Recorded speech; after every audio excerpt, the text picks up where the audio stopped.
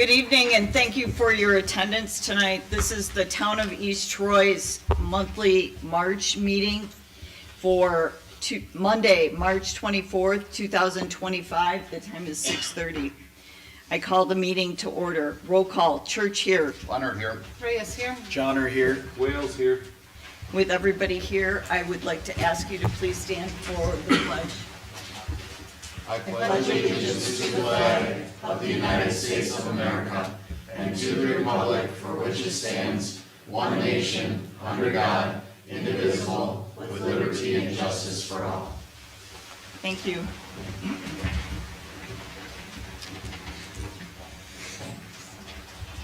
Please take a look at the agenda for tonight. I'd like a motion on approving the meeting unless there are any changes. I'll make a motion that we approve the meeting agenda for the March 24th, 2025 Town Board meeting. Second. As presented. Thank you. All in favor? Aye. Aye. Any opposed? Hearing none, with a motion by Supervisor Leonard and a second by Supervisor Johnner, right? The motion carries. Ms. Buchanan, have we met the certification of compliance for the open meetings law? Yes, we have. Thank you for doing that. I appreciate that. We have minutes of the previous session's meetings. Our first one is Park Committee. I'll make a motion to approve the Parks Committee meeting for February 3rd, 2025 as presented. Second.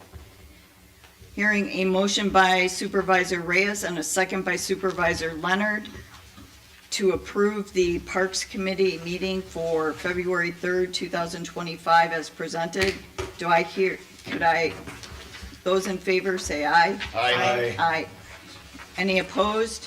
Hearing none, motion carries. Our second meeting would be the Town of East Troy Planning Commission meeting minutes from February 19th, 2025. I do see, maybe I just didn't have my papers in order, but it looks like page 1 ends in the middle of a sentence, but page 2 starts, a motion was made by Commissioner Denhart. So we're missing, unless, like I said, I have things out of order. Yeah, I but- think we're in the same page. Then, do we have a motion to table these? Yep, motion to table the planning commission meeting minutes to the next town board meeting. Do I hear a second? Second. With a motion by Supervisor Johnner and a second by Supervisor Leonard to table the February 19th East Troy Planning Commission minutes. All in favor, say aye. Aye. Aye. Any opposed? Hearing none, motion carries. Next, we have Town of East Troy Planning Commission meeting minutes from March 5th, 2025.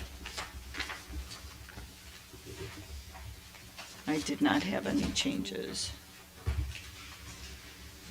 I make a motion that we approve the East Troy Planning Commission minutes from March 5th, 2025. Second. With a motion by Supervisor Leonard and a second by Supervisor Johnner to approve the March 5th, 2025 Planning Commission minutes as presented. All in favor, say aye. Aye. Aye. Any opposed? Hearing none, motion carries. The next one is the official Town of East Troy board meeting minutes from Monday, February 10th, 2025.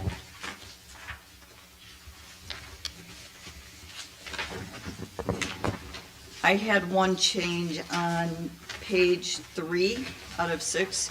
Under special presentations regarding wake boats, I believe the second bullet point, I think it's Kim Rosenmeyer. And I believe it's spelled Rosenmeyer. Okay. I might be incorrect on the spelling, but I'm not sure. We can look it up. Okay. I'll make a motion that we approve the town board minutes from the Monday, February 10th, 2025 as revised. Second. with a motion from Supervisor Leonard and a second from Supervisor Johnner to approve the town board meeting minutes for Monday, February 10th as amended. All in favor, say aye. Aye. Any opposed? Hearing none, motion carries. Sorry, the only other thing that I just realized. Sorry. On the last page with the special and pending minutes. it Pending said we- meetings? Yeah, meetings. It said we rescheduled the regular town board meeting from March 10th to March 25th, and today's the 24th. Okay, That's simple, sorry. we'll amend the date as well. Thanks for catching that, Michelle. I'll make another motion on that. Go ahead. I'll make an emotion, an amended motion to change, to approve the meeting, the regular town board meeting minutes from February 10th as amended. Second. Hearing a motion from Supervisor Reyes and a second from Supervisor Leonard to amend the date of the March meeting from the 10th to the 25th. All in favor, say aye. Aye. Aye. Motion carries. Sorry, any nays? Hearing none, motion carries. Trying to run through things too fast. All right. Special town board meeting minutes from Thursday, February 27th. I'll make a motion that we approve the town board meetings for the special meeting on Thursday, February 27th as presented. Second. Hearing a motion from Supervisor Reyes and a second from Supervisor Johnner to approve the special meeting minutes from Thursday, February 27th. All in favor? Aye. Any opposed? Hearing none, motion carries. Finally, official approval, no, special board meeting minutes from Tuesday, March 18th, 2025. I'll make a motion to approve the special board meeting minutes from Tuesday, March 18th, 2025 as presented. Second. Hearing a motion from Supervisor Reyes and a second from Supervisor Leonard to approve the special meeting minutes from Tuesday, March 18th, 2025. All in favor? Aye. Aye. Any opposed? Hearing none, motion carries. All right. Next item on the agenda is Clerk Treasurer's Report. Ms. Buchanan. Treasurer's report for February 2025. Total receipts were $18,398.91. Transfers were $560,000. Interest earned on the general checking account was $179.98. Balance as of January 31st was $26,003.86. Total funds for February were $604,582.75. Checks paid in February were $593,877.92, leaving a balance in the general checking of $10,704.83. Boat launch to date is $2,183.50. I'll make a motion to approve the treasurer's report as presented. I'll second. Hearing a motion from Supervisor Reyes and a second from Supervisor Leonard to approve the Town of East Troy Treasurer's Report for the month of February as presented. All in favor, say aye. Aye. Aye. Any opposed? Hearing none, motion carries.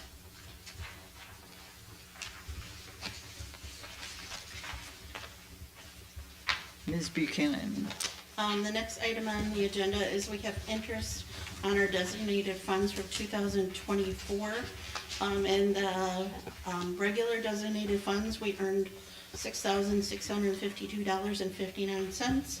In the LGIP designated fund, we earned $14,656.69 for a total interest earned of $21,309.28. Considering our last meeting, my recommendation is we use those funds to offset the engineering cost for the Beulah Heights Culvert project. I'll make a motion that we approve the transfer to the general fund of $21,309.28 to offset the cost of the Beulah Heights Culvert Engineering proposal. Second. Hearing a motion from Chairman Church and a second by Supervisor Johnner. All in favor of transferring funds, say aye. Aye. Aye. Any opposed? Hearing none, the motion carries. And the next item, I provided the board with a copy of the 24 tax information that's up there.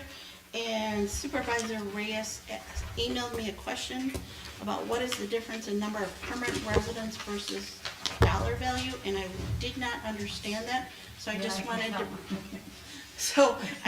to bring up that if you look at this, if you take the values in the total assessed value column, which for Potters Lake, the value of their entire district is $91,570,300, and divide that by the total value of the town, which is $1,203,588,900. Potters Lake represents 8% of our assessed value in the town, and similar for Lake Beulah represents 44% of the value of the town. Therefore, it doesn't have anything to do with number of residents, it's the value of the properties. If the values of the properties on either lake decrease, then the rest of us who do not live on the lakes, our property taxes increase. So, Yeah. very straightforward. Yeah, so my point was, like, as residents of the town, we all feel like we have an equal vote, right? Absolutely. And so But my the point value was of looking at the number of residents as opposed to the value of the regions. Because we all have, We all have Voting one rights. vote. We all have one vote. Right. However, I'm talking about the value of the town, not Yeah. voting rights, not anything else, just the value of the town and where those values are significant. and as we talk about protecting our lakes, I think it's about the residents, not the value. In my opinion. That's why I was asking. Decrease the value, you increase everybody else's taxes. I think the point was, regardless of where you are in the town, your vote Right, is Matters. equally as important. Yeah. Is that what you're Yeah. trying to say? exactly. Yeah, Okay. but my point was, Exactly. if we decrease the property values of any part of the town, we increase the taxes on everybody in the town.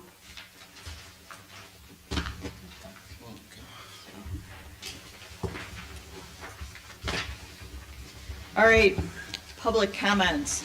Please be advised that per state statute 19.84 sub 2, information may be received from the public. Comments are limited to a 4-minute period per person. Be further advised that there will be no discussion on the information received and no action will be taken regarding public comments. Upon conclusion of this citizens' participation segment, members of the audience are not allowed further comment unless they are participating in a public hearing or if specifically allowed by a majority vote of the town due to involvement in a specific agenda item. At this time, do we have anybody who would like to participate in public comments? Go ahead.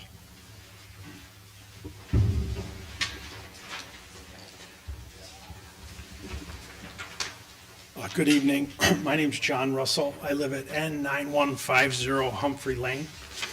I'm a member of the Plan Commission that voted 5-1 last Wednesday to deny Mr. Stas's request for a conditional use permit. This is a very controversial issue, and there seems to be a lot of emotion around it.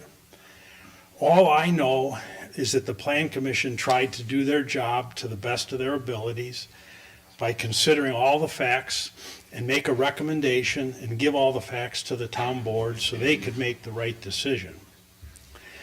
Per Act 67, the Planning Commission had to cite substantial evidence backing up our decision. So we cited 3 specific reasons, which I won't get into because this is an agenda item later on in the agenda. But the other thing I'd like to address is that the applicant, Mr. Stas, is accusing me on social media of being a liar.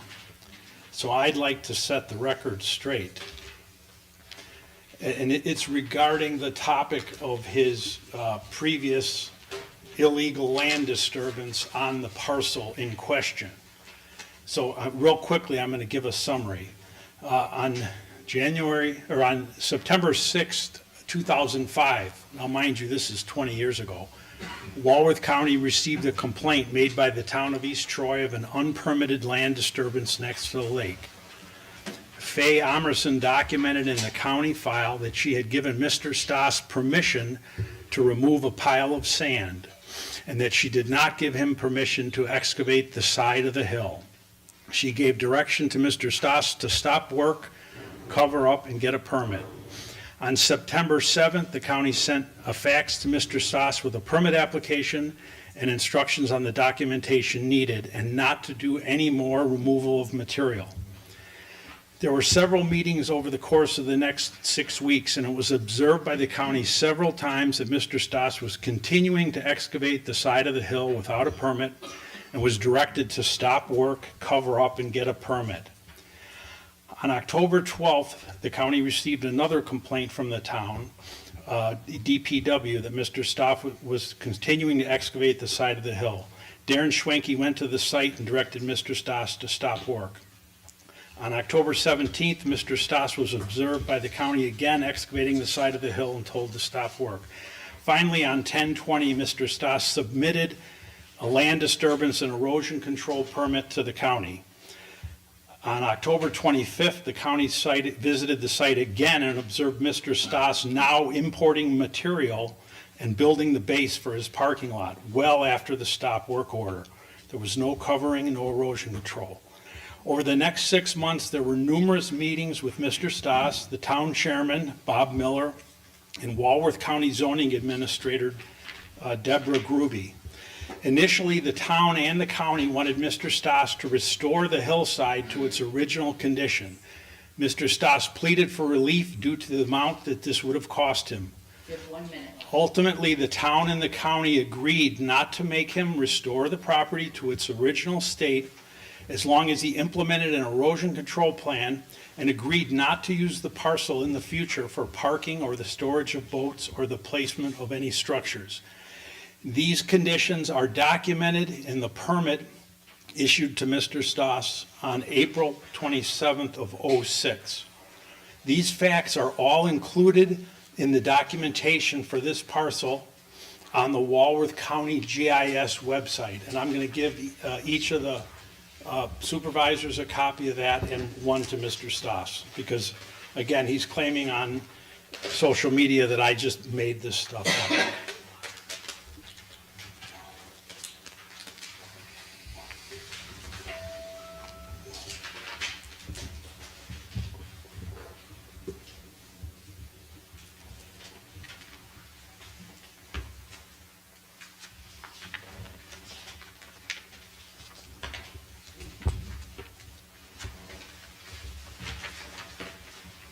Thank you. Do I have anybody else who would like to participate in public comments? Going once? No, go ahead.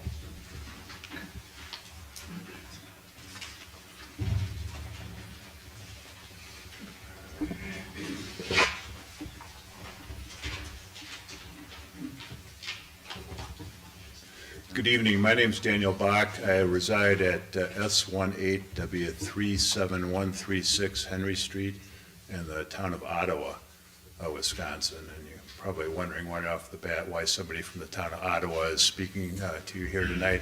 It's because I grew up on Lake Beulah. My family bought a home on the lake in a small old cottage in the 1940s, and I was raised on that body of water. I grew up. They turned me loose, for better or worse, when I was of age, which meant about 8, with a aluminum boat and a 9.9 Evinrude motor on it. And my buddies and I, over time, explored just about every square inch of this body of water. And I sailed on the lake, I fished on the lake, I skied on the lake, skated in the wintertime. came to love that body of water. And it's what led me to be a member of what was then the Lake Beulah Protective and Improvement Association, which I served on that board for 9 years, ending in 2015, just shortly before we sold our house on the lake. I've been asked to rejoin the board of what's now Protect Lake Beulah on a temporary basis, and I've agreed to do so. And I'm speaking to you tonight primarily because I wanted to reinforce with members of the board. Supervisor Church was on the board when I was on the Protective Association, but I've not had the privilege to meet any of the rest of you. But to let you know what a collaborative effort we had in that time period, and how the Protective Association and the management district and the town board, along with the fishing groups that were interested in protecting the lake, the DNR we had some squabbles with, but they were often aligned with us, particularly on the fish stocking issues and so forth. We worked collaboratively to protect this resource. And that is the heart and soul of the mission of the Protective Association, whether it's Protect Lake Beulah or the predecessor to it, which has been around since 1894. And I think we did a really nice job of that. We had a lot of contentious issues that we were dealing with during that time period. There was well number 7 in East Troy, which led to a lot of litigation. There was the new dam at the end of Mill Lake, which we had to deal with the DNR on that. And there was the wake boat issue. This is not something new that's just come up now. This issue was around when I was the president of the Lake Beulah Protective Association. And there was discussion, there were public meetings back then. People were invited to express their points of view, and they did.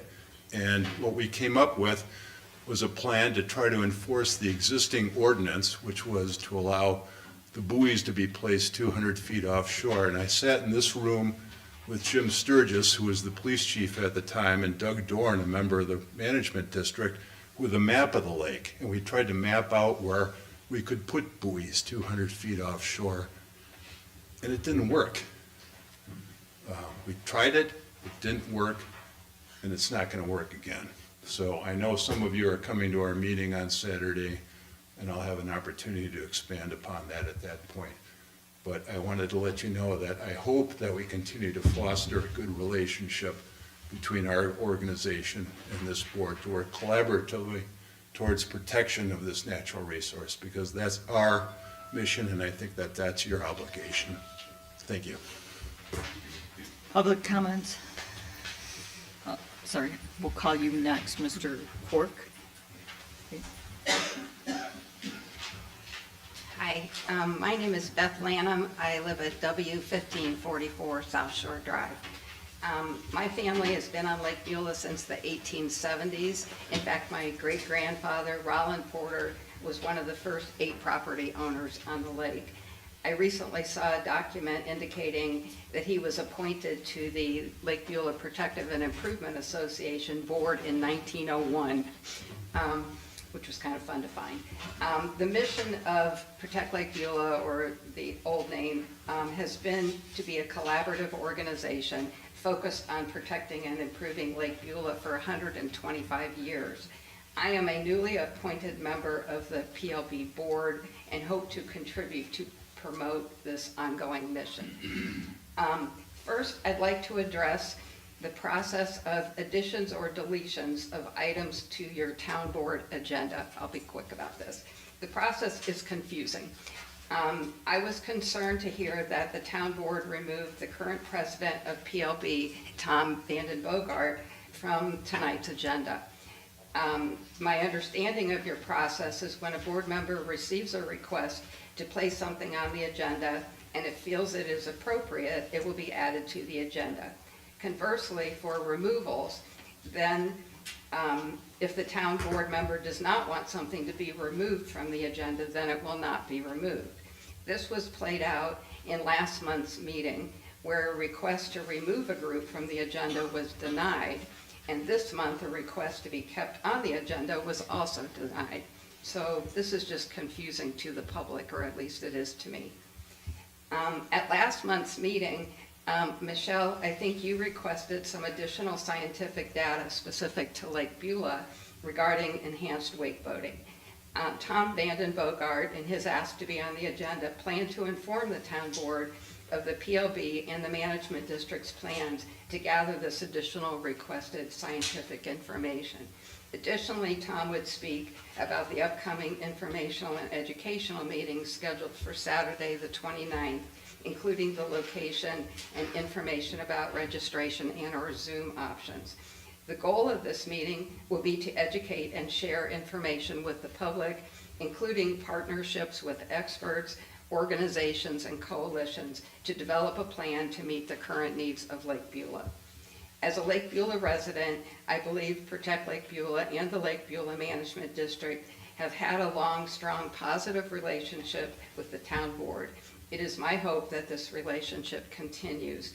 I understand that the topic of enhanced surfing with wake boats is quite controversial. However, I believe we all need to be open to an exchange of information in a respectful, transparent, and collaborative manner.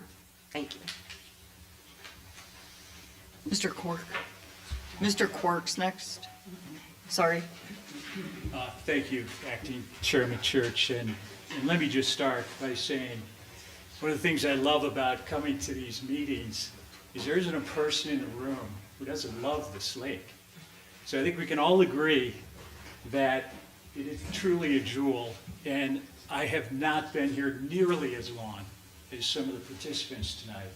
The time I have been here has been nothing short of a blessing. So, to be fair to I wasn't going to mention this, but to be fair to the board, I think at the 210 meeting, I think the board instructed the town that the issue of wake boats would be deferred until a meeting on 4/15.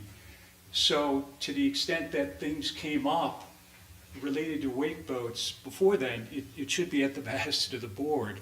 So that's just point number one. Point number two, I'd love to hear that all constituencies are interested in being collaborative, because you heard, I think, from another constituency in the 210 meeting, referred to as BRB, or Beulah Responsible Boaters, that we all too want to be collaborative.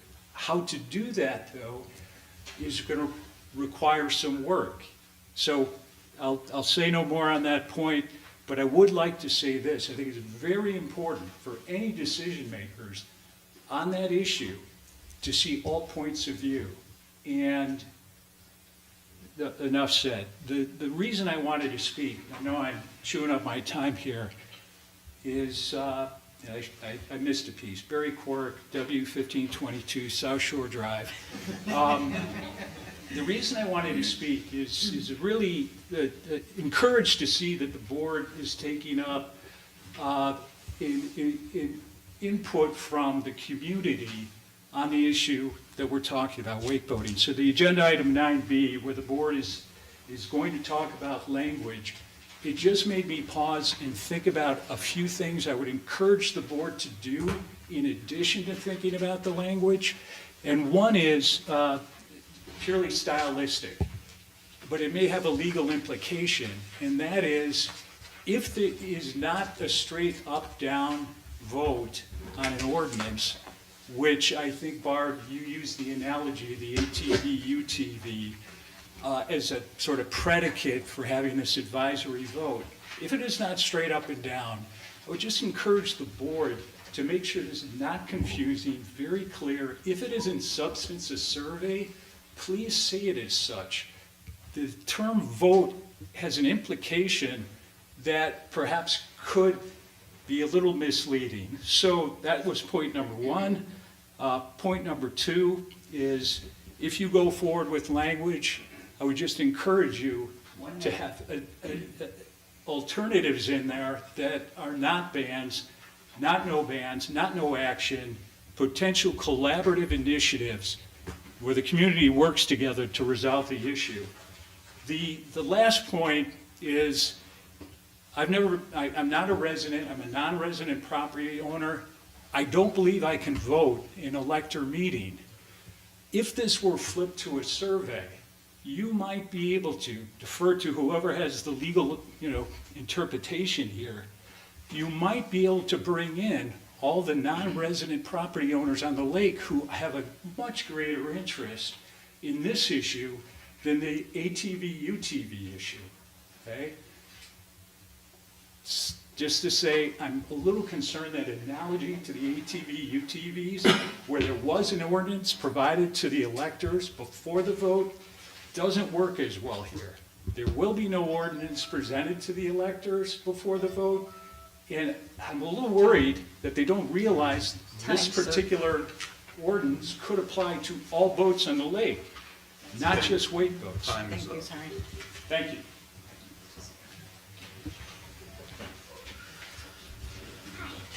Thank you for waiting.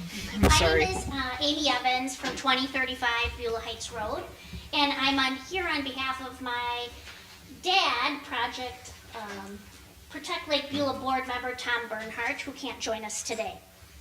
Not only is Tom my dad, but he's also the father of this vital initiative to protect Lake Beulah from the destructive influence of wake enhancement technology.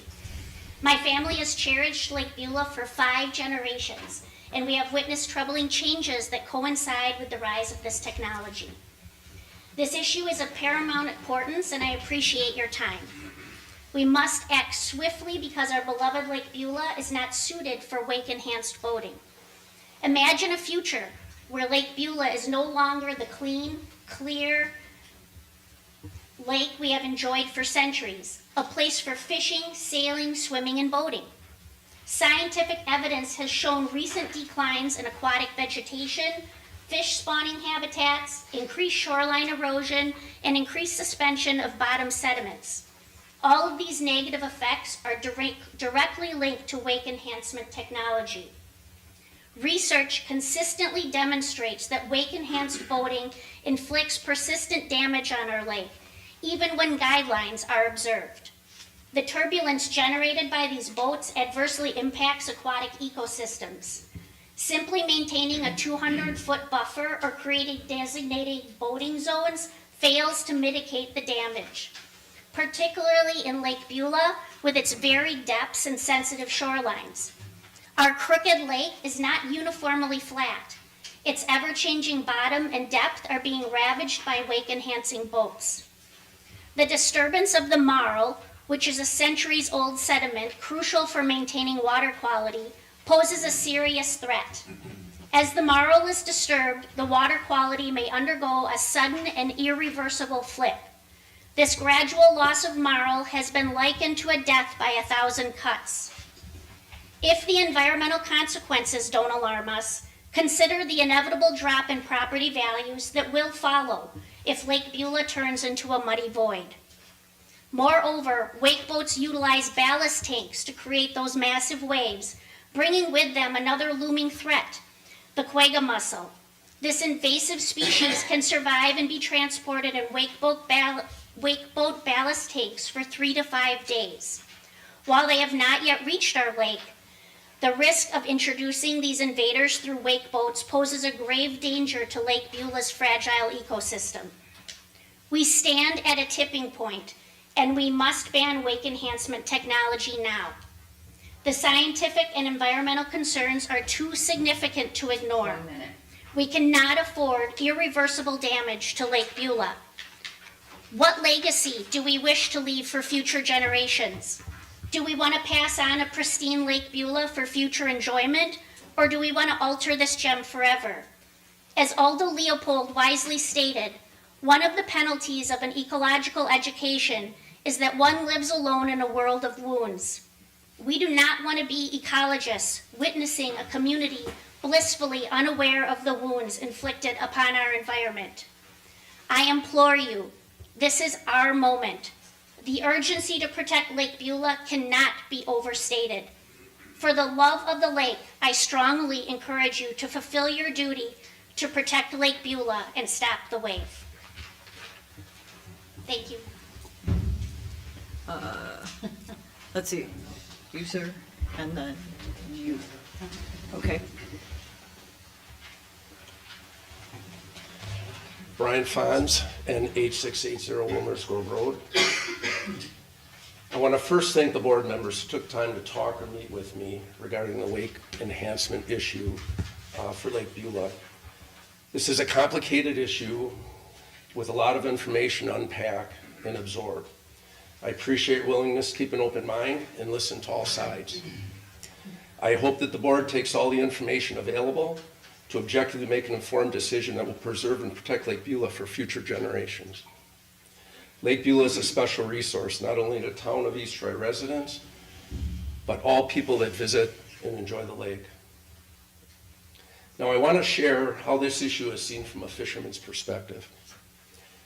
When a fisherman looks out at the lake, we not only see the surface of the water, but we also envision the bottom of the lake.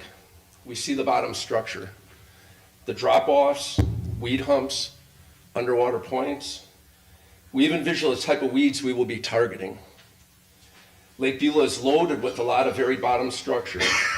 It is not uncommon for a shallow weed hump to appear out of 45 feet of water in the middle of the lake, or shallow point extending into the middle of the lake.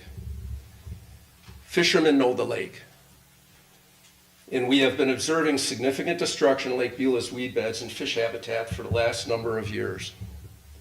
I have witnessed wake boats in surf mode operating over these mid-lake humps, extended points, and shallow flats, and have seen the mud plumes left in their trail, sometimes seeing whole weeds floating to the surface with roots attached, dislodged by the passing wake boat. For me, this observation is cause and effect. At the March 29th Wake Surf Educational Forum, I will be showing a video or videos of the type of damage us fishermen have been observing for a while, including a video I personally took in January out of an ice fishing shanty in 22 feet of water, which shows a weed area blown out and looks like a moonscape. It is compelling. I will also go into more detail about what we have been observing with our fish populations. I believe the fish are the canary in the coal mine and a leading indication of the health of the lake. I hope you can attend. Wake boats are big boats, up to 25 feet long. They weigh 6,000 plus pounds, hold 4,000 plus pounds of water in their ballast tanks, have 400 to 600 horsepower. Just think about that. And getting bigger. These boats are truly different. These boats need big, wide open areas to operate safely, where the wakes don't pose a safety issue to others on the lake or cause shoreline damage. They also need deep water to prevent the downward prop wash from damaging the bottom of the lake, destroying the deep weed beds, and resuspending the bottom sediment. When looking at what type of space it is needed for safe operation of large wake boats, there has been a consensus forming around the depths and distance from shore needed to protect a lake's ecology, to protect property and other lake users. The Wake Surf Reform Coalition is one of the largest statewide coalitions ever formed in Wisconsin. It has 73 organizations that have signed on to a set of guidelines for safe wake surfing. Protect Lake Beulah has also signed on to this coalition and supports their wake surfing policies. The coalition calls for wake enhanced activities to occur at least 700 feet from shore and at depths of no less than 30 feet. These are the parameters adopted by other area lakes that have large, wide open, deep water basins like Pewaukee Lake, Nagawaki, and Big Green. They currently have those in effect. I'm going to leave a little packet with this coalition information, but this is a map that is attached. When we take a look at a map of Lake Beulah with 700 feet and 30 feet depth, that's what's left. I'm sorry, time All is right? up. I hope you can join us at the meeting on the 29th. This is the information on the coalition and the map for Lake Beulah for informational purposes. Thank you.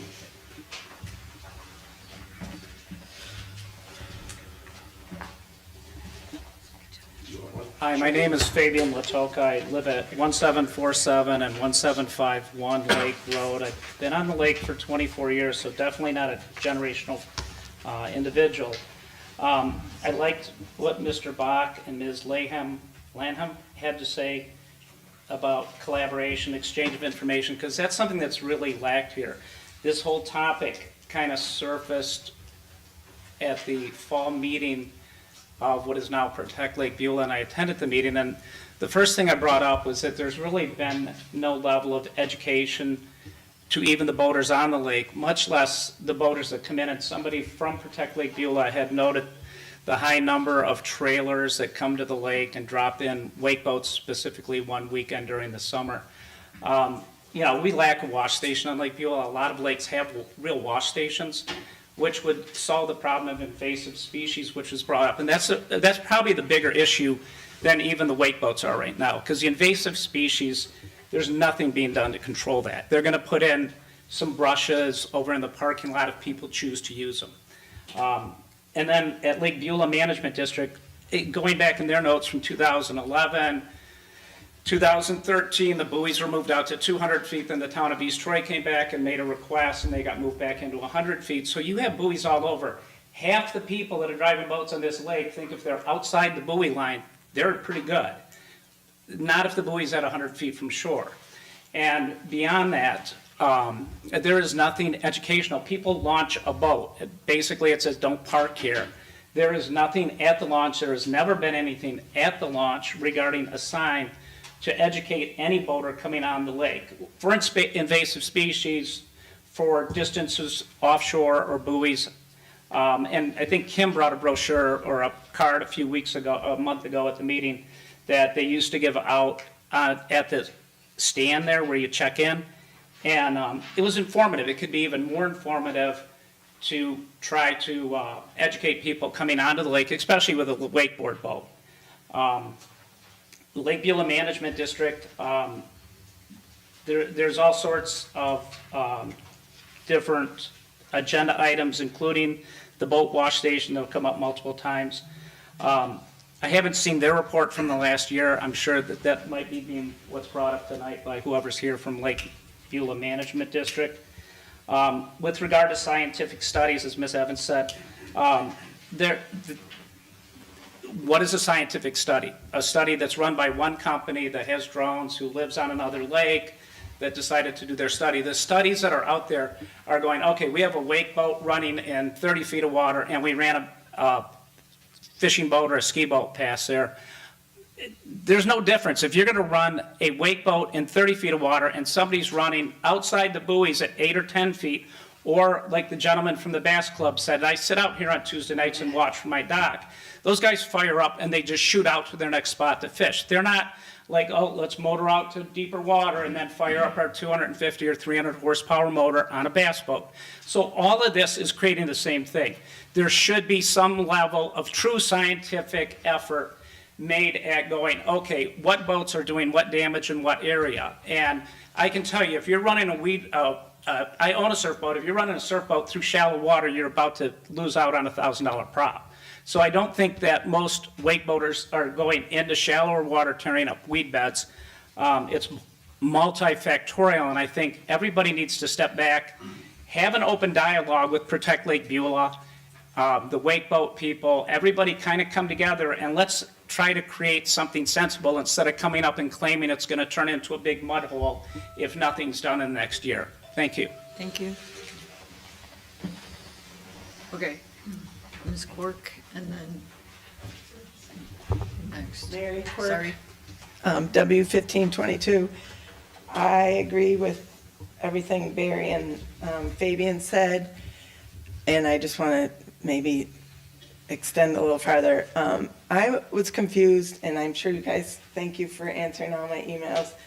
At the last meeting I left, and you said there was going to be no discussion about wake boats until the 4:15 meeting. Now tonight, we're here in the public comments talking about the wake boats. I'm confused, so I don't know if we can talk about that, and I agree, I'm glad to hear from Bach and Langham that they're collaborative, because we have never felt that their group has been collaborating with our group. So, on Barry's point about the electors vote, I agree too with the language. To me, when they quickly said things last time that ban, no ban, whatever, it sounds more like a survey. And we've already seen a survey from PLB that was more, it was an emotional survey. It wasn't anything factual, no studies were done about Lake Beulah. So I would want you to spend some time with that advisory vote language. And I'm just curious also why, I've been to the last couple meetings with the wake boats, why Lake Beulah management never has anything to say, like no comment, no comment, no comment. Just recently, they put something on their website about the wake boat issue, but that was in the last few days.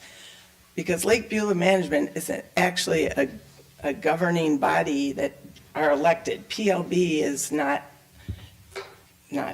it's just a group that wants wake boats off the lake. So I would tend to try to find out what Lake Beulah management's doing and if they're collaborating with you or wherever. I know that at the last meeting, Patrick Bergen talked about the Terra Vigila study they were considering, which we would be in support of some factual data, not some fishermen taking subjective pictures and then saying that that's because of wake boats only. They're talking about wake boats in a vacuum all the time, and I'm tired of the narrative, and I'm really encouraged that we are allowed to speak tonight. Thank you. Yes. I'm sorry. Short-term memory.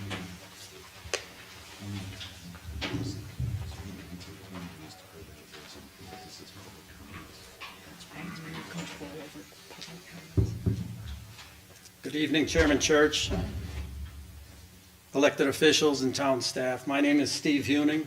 That's Huening. My local address is W1763 Lake Road on Lake Beulah.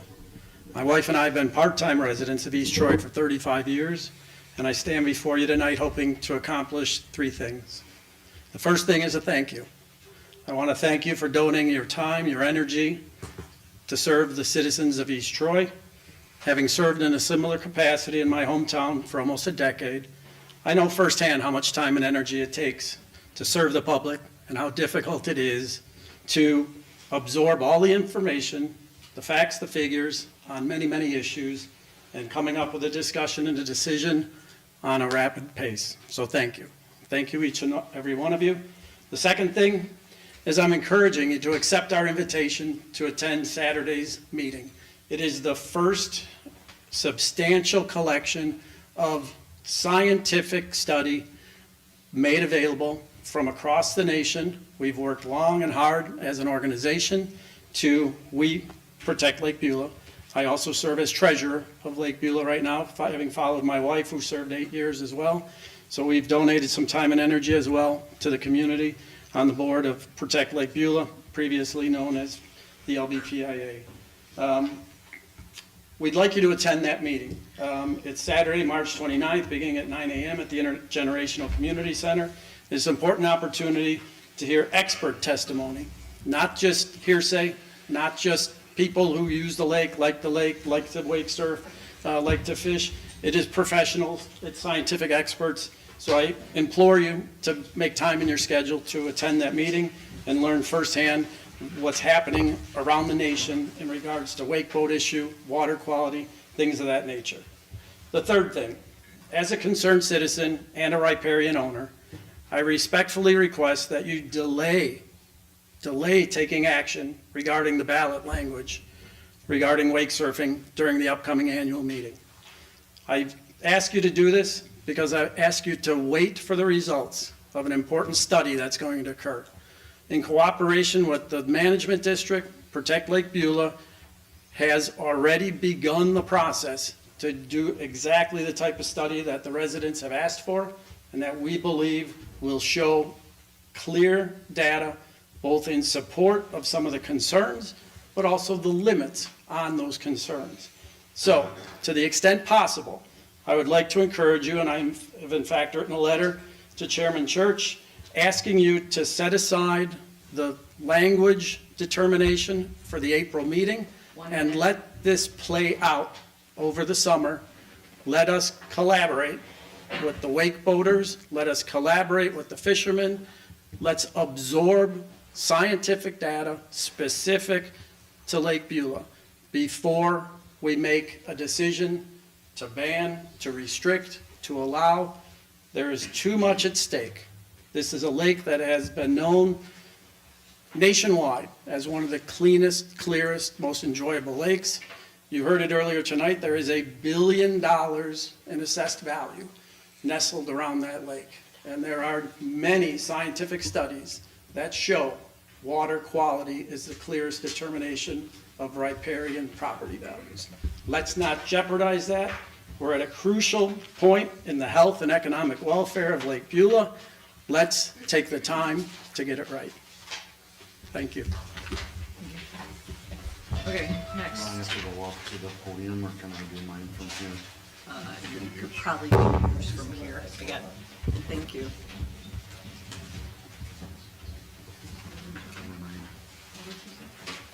Good evening. My name is Jane Didier Wegner, and I live at W2393 Troy Hill Lane. I am also someone who grew up on the lake at W2035 Beulah Heights Road. And I am the daughter of the late Paul Didier, who stood, I'm sure, in this room many times speaking with the town board about many issues and concerns regarding Lake Beulah. But tonight, I've been asked to represent Dr. Scott Miller, who could not attend this evening because of a prior commitment, but wished to make his opinion known. So I do have something here I'd like to read from him. Dear members of the Town of East Troy Board, my name is Dr. Scott Miller, and I'd like to take this opportunity to address my concerns regarding a threat to the ecological health of Lake Beulah.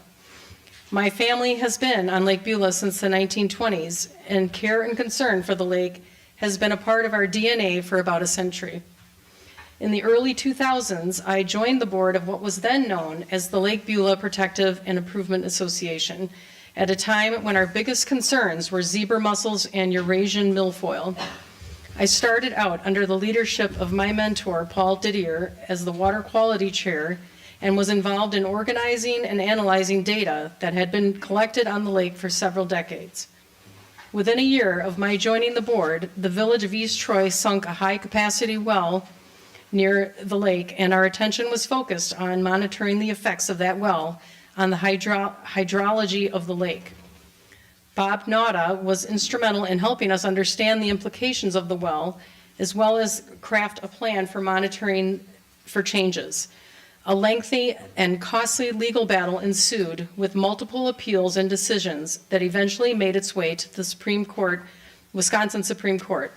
I was the president of the LBPIA when the court issued what now is referred to as the Beulah decision. That decision ruled that groundwater falls under the jurisdiction of the public trust doctrine. The public trust doctrine goes something like this: you can own land near a lake, but you can't own the lake. It belongs to the public. By saying this, the court said that groundwater belongs to all of us, gave the DNR expanded powers over groundwater rights. The court also explicitly stated that any damages made to the lake by the well would be adequate grounds for suit against the village of East Troy.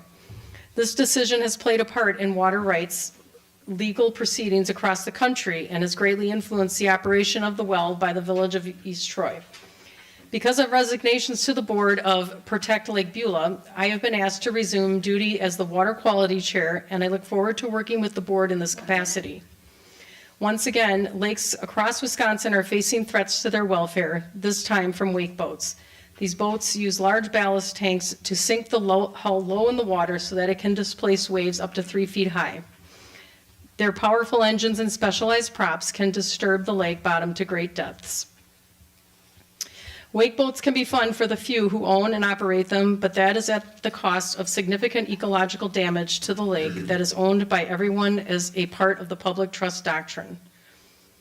For the love of Beulah, my hope is that the town board will attend the informational meeting on the 29th to learn more details about the hazards posed by wake boats. Sincerely, Scott Miller, MD. Thank you. Thank you. We have a board member who would like to speak, and then Mr. Baloo, then you can go. Tyson Leonard, N8324, Greenwald Court. I would like to address the remarks made by the former chairman at the public debate that was held at the Mukwonago Baptist Church and now has hit the East Troy newspaper that were directed at me. The former chairman stated in his comments that the reason for his resignation was, quote, because of the decision-making by the town board and county. He also stated that if he was not on the board, then he could, quote, tell the truth about what is going on. I am not sure what he means, but because he has not really come out and said what those reasons are. I am only concerned about the issues that I felt were directed at me, and I would like to respond to them at this point. I assume that the main issue for his comments is the rezone for the West Rod Cottage Industries. The former chairman has repeatedly claimed that I did not provide reasoning for my vote, did not consider the evidence presented, and failed to adhere to the law in my decision on the rezone. There has been considerable debate surrounding the nature of the action, specifically when it comes to quasi-judicial or legislative. It is important to note that according to the state of Wisconsin, rezones are considered a legislative action. This allows board members the freedom to conduct their own research when making a decision on a rezone. For my part, I consider the evidence provided by the applicant, the Planning Commission, and the County Zoning Commissioner informing my decision. I also made sure to provide my reasoning at the first meeting verbally when the original vote was taken. I clarified that my reasoning was on file and that the clerk could refer to it when preparing the resolution. Furthermore, the former chairman has repeatedly referenced a special meeting that was held at the property in question.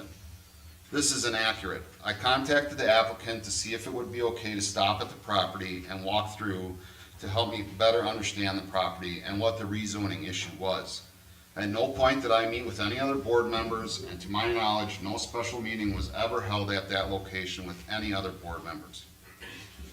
During the debate, the former chairman mentioned several times that he advised me to remember that I am only one vote, to conduct my research, make my decisions, and stick with them without losing sleep over them. While I appreciate his advice, I find it difficult to reconcile his comments with his own actions. The former chairman's decision to resign following multiple decisions that did not go his way makes me question his leadership in this matter. I want to make it clear that I am not writing the statement to disparage the former chairman. Rather, I am writing to correct the public record and clarify that the statements he made regarding my actions are incorrect.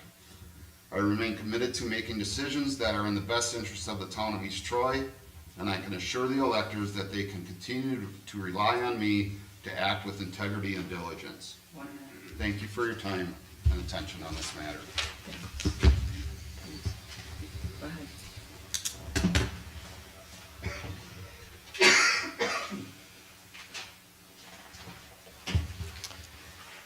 Good evening, town board members and everyone. Thank you for the opportunity to provide input. My name is Brian Ballou, and I'm Vice President of Protect Lake Beulah, or PLB. As PLB's marketing leader, it was my idea to change our name to Protect Lake Beulah because I believe it's truly foundational to our mission. Tonight, I want to talk with you briefly about a critical topic that in our view requires a call to action, and that is aquatic invasive species, or AIS. Most of us know about invasive plants like milfoil because we can see them on Beulah. On the animal side of things, spiny water fleas are already in 20 Wisconsin lakes, and quagga mussels, if I'm pronouncing that right, are in Lake Geneva. Unfortunately, neither of these invasive species can be eliminated. Now, Wisconsin does have statutes, we know about them, regarding draining all the water from a boat before it leaves the launch area. This is Wisconsin's Clean Boats, Clean Waters program, in which hundreds of volunteers check boats at landings for invasives and to confirm that all the water is drained from everything, including the live wells holding the fish. But live wells are not the issue here. They're readily accessible, they can be easily inspected, they're easily decontaminated with a spray bottle, and they can be completely drained, wiped dry, or left open air to dry. No special training, equipment, or hot water are needed. Ballasted boats are a whole other kettle of fish, or should I say invasives. Because it's not possible to truly inspect most ballast systems, wake boats are almost impossible to make invasive-free, even though they may contain many, many gallons of lake water. So in that sense, ballasted boats are a special concern directly relevant to Lake Beulah right now. We know that invasives spread easily to areas damaged by prop wash and wakes. And now we have the scientific evidence and the underwater video drone footage of how damaged Lake Beulah already is by these factors. In Protect Lake Beulah's view, we have a clear choice before us. We can ignore the problem as it continues to accelerate and get worse. We can chase after it in an effort to fix it with ever-increasing amounts of taxpayer dollars, while local property values and the tax base funding that effort decline. Or we can make a good faith effort to address wake-enhanced boating quickly before we reach a tipping point and the problem becomes too big to solve. There really is no compromising or delaying with aquatic invasive species. In the view of Protect Lake Beulah, we need to have the foresight to take action now to protect the lake for future generations. So we urge you, for the love of Lake Beulah and the future, to seize this moment and join us in protecting Lake Beulah for generations to come. Thank you. Anybody else?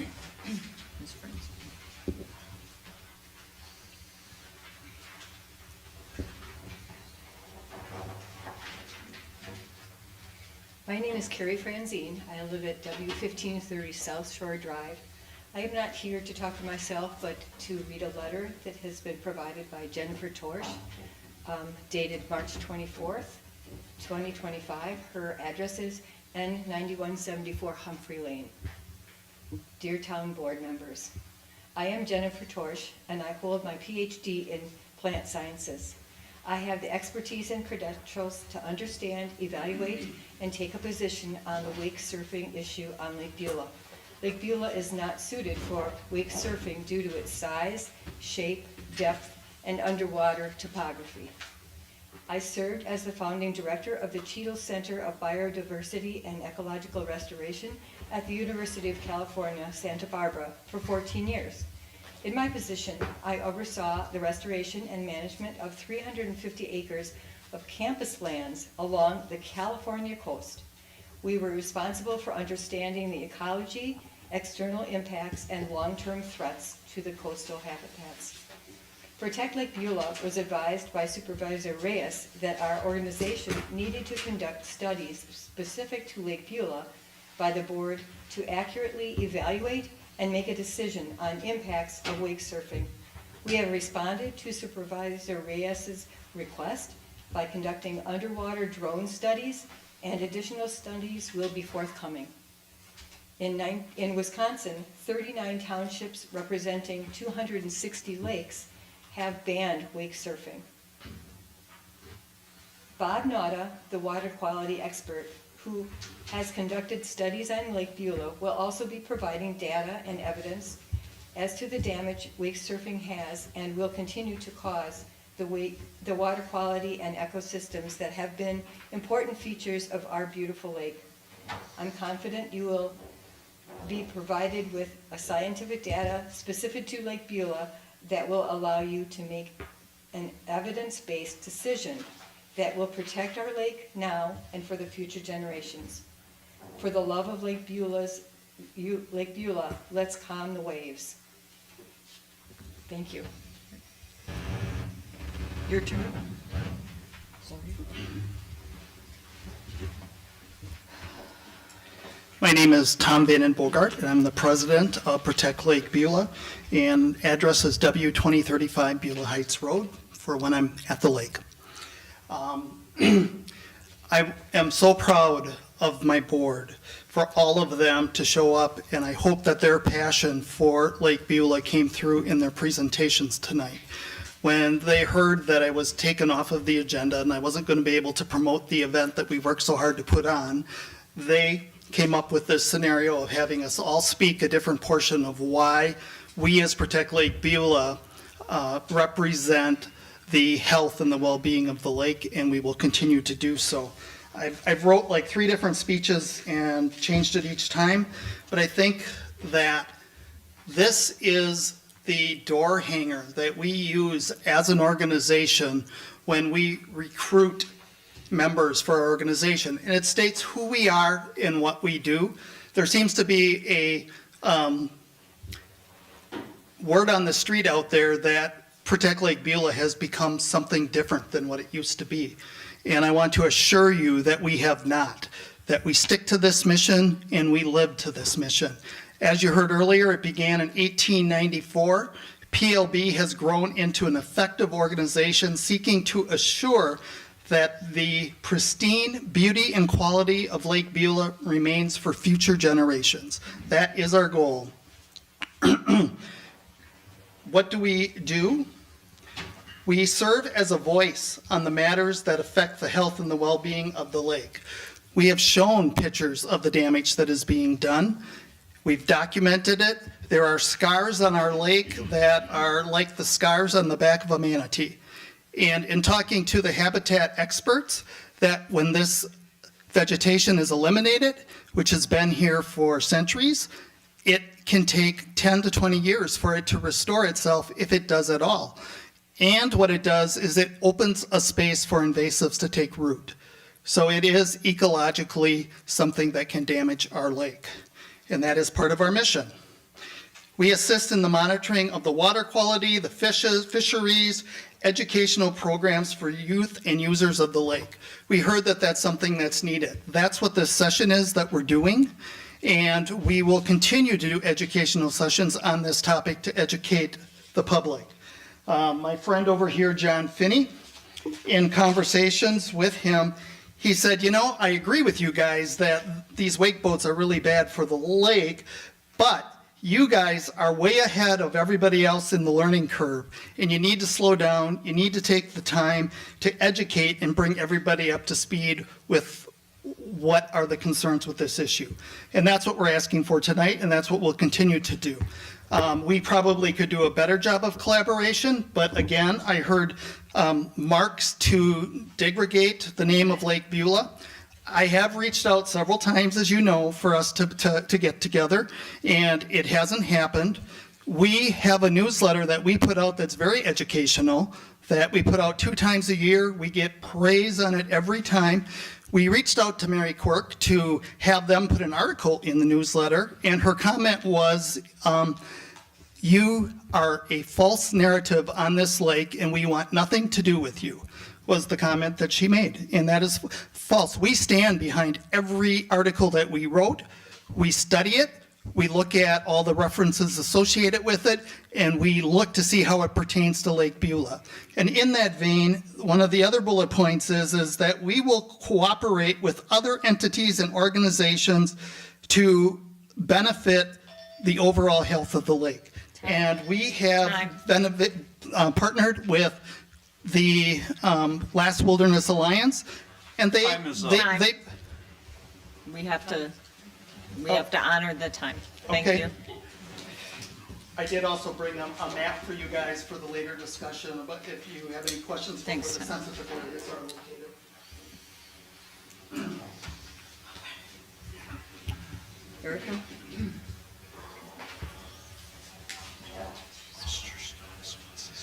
Okay.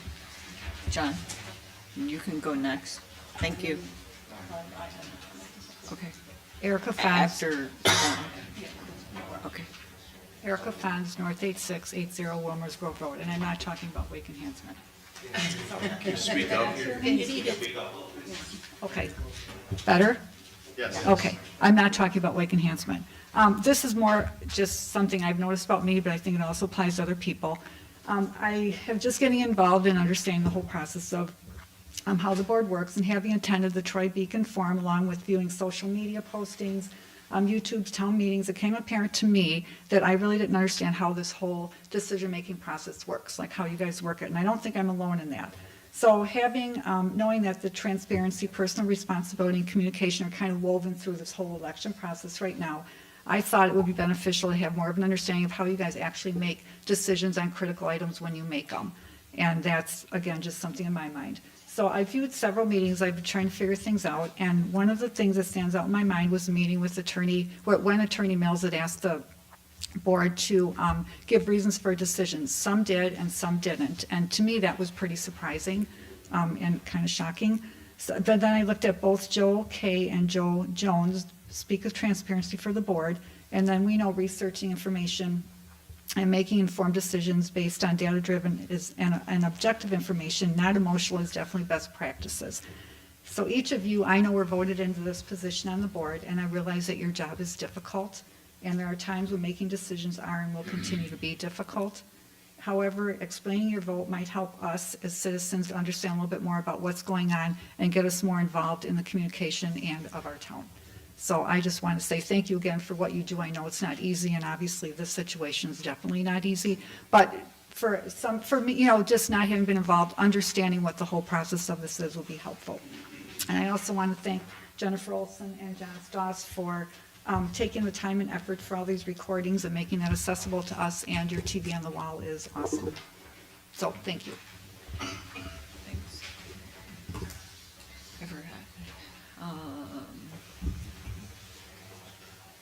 Mr. Jones. I'm sorry, John. No, that's fine. I was going to let Michelle go first. Doesn't matter. Go ahead. I just was going to respond. N9033 East Miramar Road, okay.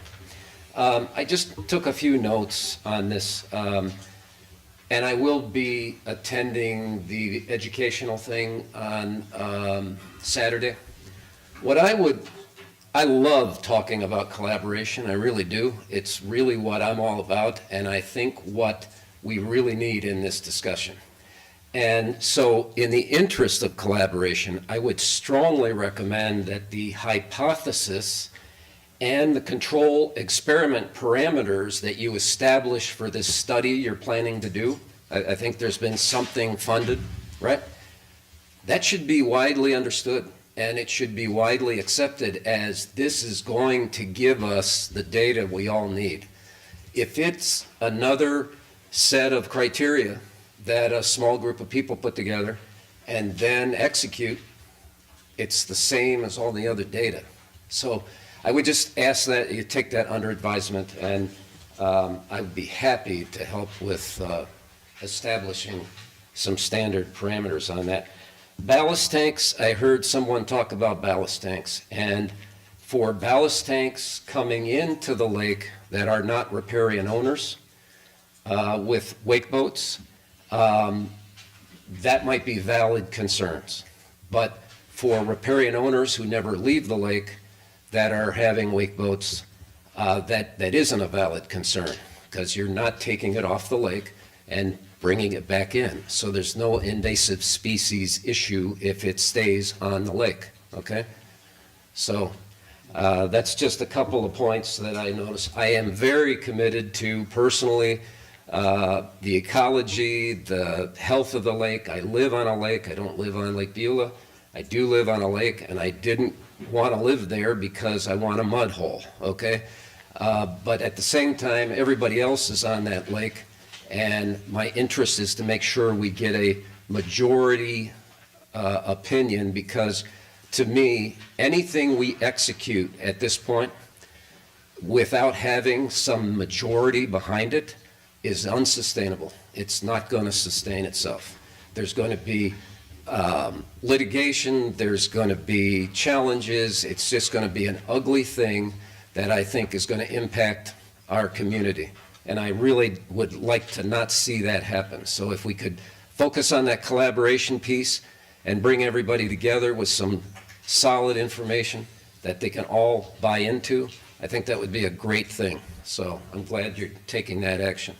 I guess it's Lake Beulah Management District that's doing that? Yeah. Thank you. Michelle. I would like to once again thank the Troy Beacon and the McWanago Baptist Church for hosting the candidate forum on March 12th, which I was not able to join due to travel. I did prepare a statement for the team at the Troy Beacon to share, which was done, so thank you for that. I did watch that video as well and learned that former Chairman Klarkowski made a surprise unannounced appearance. And one of his statements that caught my attention was that one of the reasons for his resignation, other than what was mentioned in his letter to the town, was resigning would allow him to speak freely about the 3 junior supervisors on the town board. And as Ty mentioned, former Chairman Klarkowski mentioned a private meeting out there that occurred, alluding that it involved the 3 said junior supervisors, which is not only hearsay, but simply a lie, as Ty mentioned as well. I find his hearsay and claims quite ironic after Mr. Klarkowski's repeated claims of misinformed citizens throughout our community. So I can look any one of you in the eye and tell you I have not had a meeting with my colleagues here on the board, and I'm sure the other junior supervisors, as Ty has already done so, would confirm that, because it's simply the truth. So I take the responsibility of representing this community very seriously, and I can see that my colleagues do as well.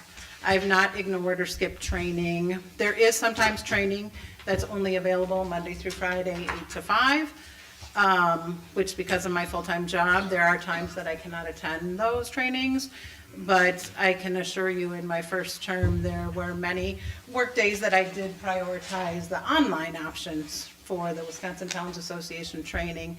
However, that's been a little bit more challenging over the past year as my full-time work has expanded. So please know that when training is available online or in writing, I make every effort to expand my knowledge and education in those areas. If Mr. Klarkowski is not proud to be part of this board, I don't understand why he's still campaigning as a candidate, because if he should end up returning, there really is no change in composition to this board that he resigned from. So how will he be able to work with this team of junior supervisors? I think the resignation, in my opinion, without notice, was disrespectful to this board, including current Chairman Church and all of the residents, because we had to scramble and take things over in the middle. And obviously, we all had other things happening as well, and with no smooth transition. Why couldn't he allow for a transition of those activities or simply finish the final 3 months of his term? Again, if there are issues between board members, I would expect my colleagues to reach out to me directly, one-on-one, to have a respectful adult discussion, because that's what adults do. So, on the other hand, Mr. Klarkowski's resignation did uncover some things within the town that probably need to be reviewed and potentially updated, and some of which are on the agenda tonight, such as turning off email accounts, ensuring the entire board reviews and approves the participation of former employees in various committees and activities, etc. So we can use it as a learning experience for the board. So, thank you. Mr. Stiles? Mr.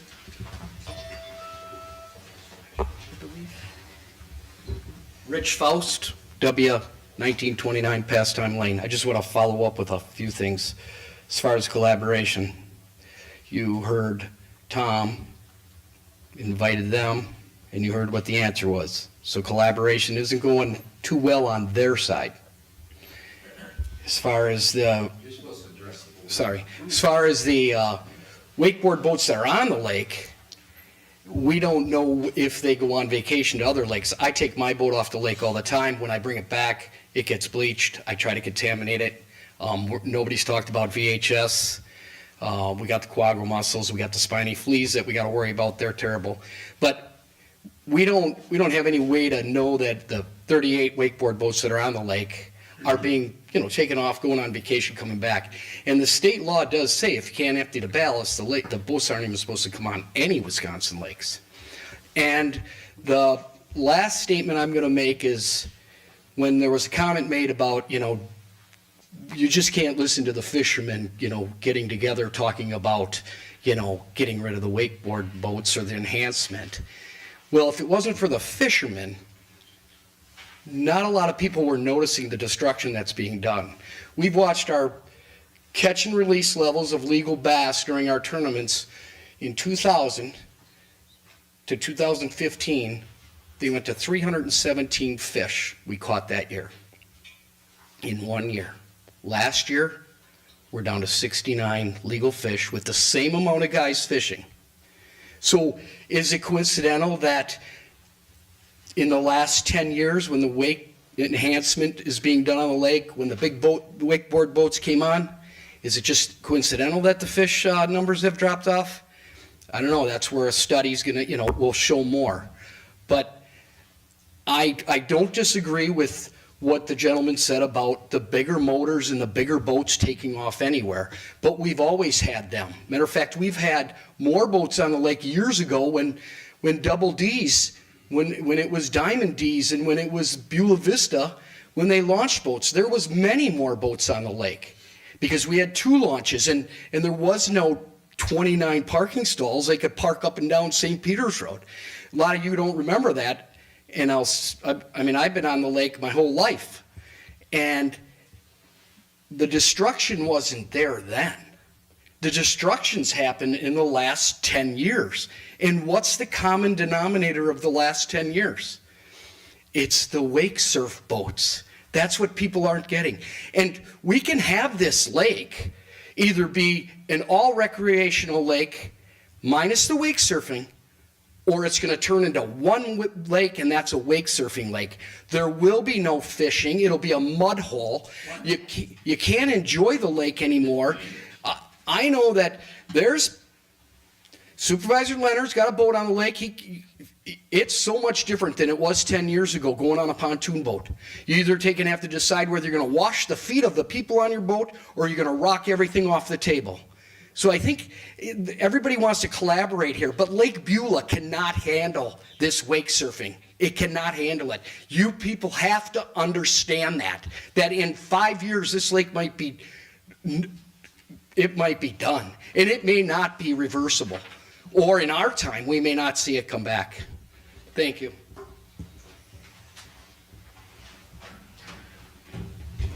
Last call. John. Yeah, John can go. I'm sorry I missed you before. That's okay. I got patience.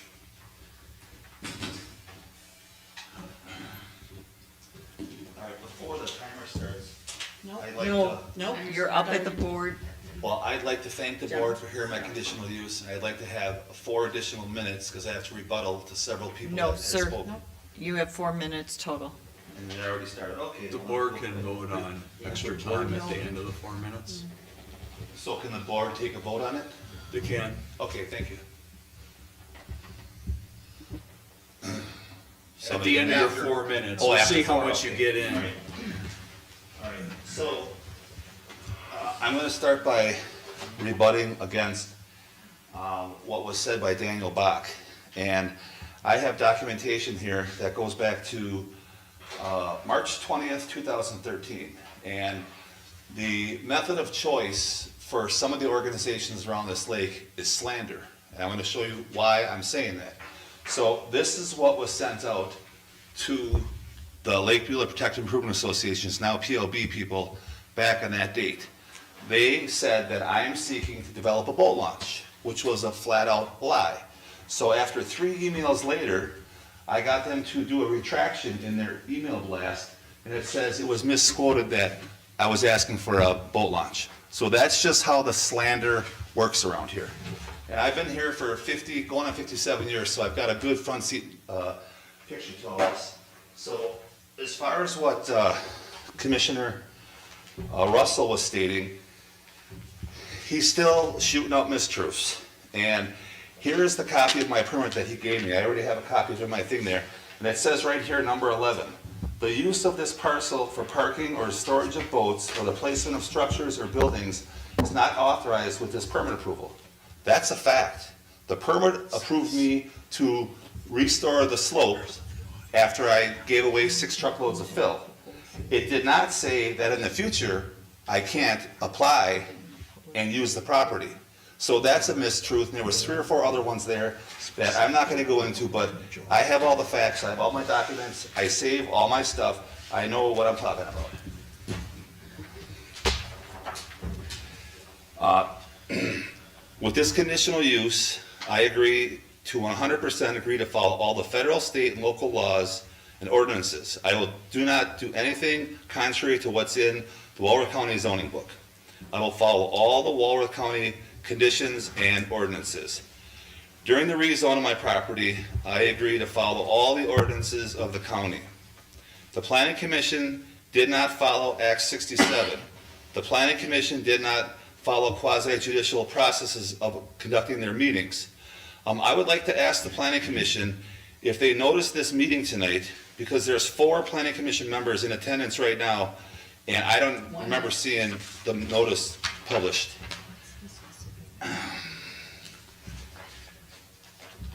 On social media, I put this letter that I emailed to all these board members here. I emailed it to Attorney Mills, and I emailed it to Michael Cotter. I explained in great detail the mistruths, what Commissioner Russell said, and I've got a response back from Jimmy. He wasn't going to seek out some information unless the board requested it. So that information's on Informed Citizens under the Planning Commission video.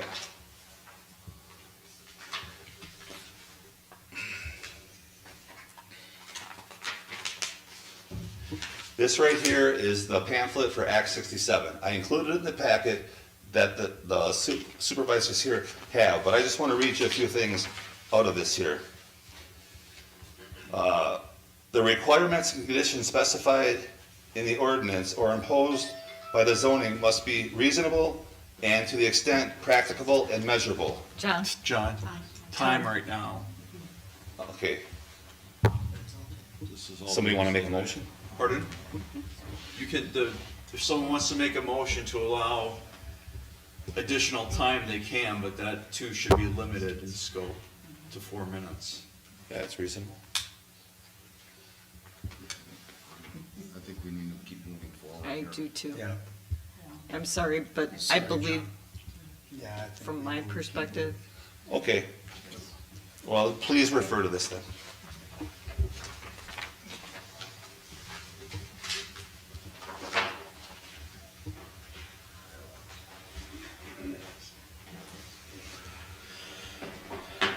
Where he finished, I'll take over.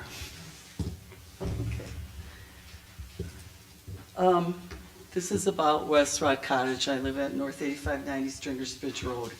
All the rumors that we have heard, opinions, innuendos, conjectures, is why Act 67 has been put in place. It's fact-based, so we preserve property owners' rights. I'm asking the board to use Act 67 only when making your decision. If it gets approved and there's conditions, Act 67 goes into some of the parameters. The requirements and conditions specified in the ordinance or imposed by the zoning board must be reasonable and to the extent practical and measurable.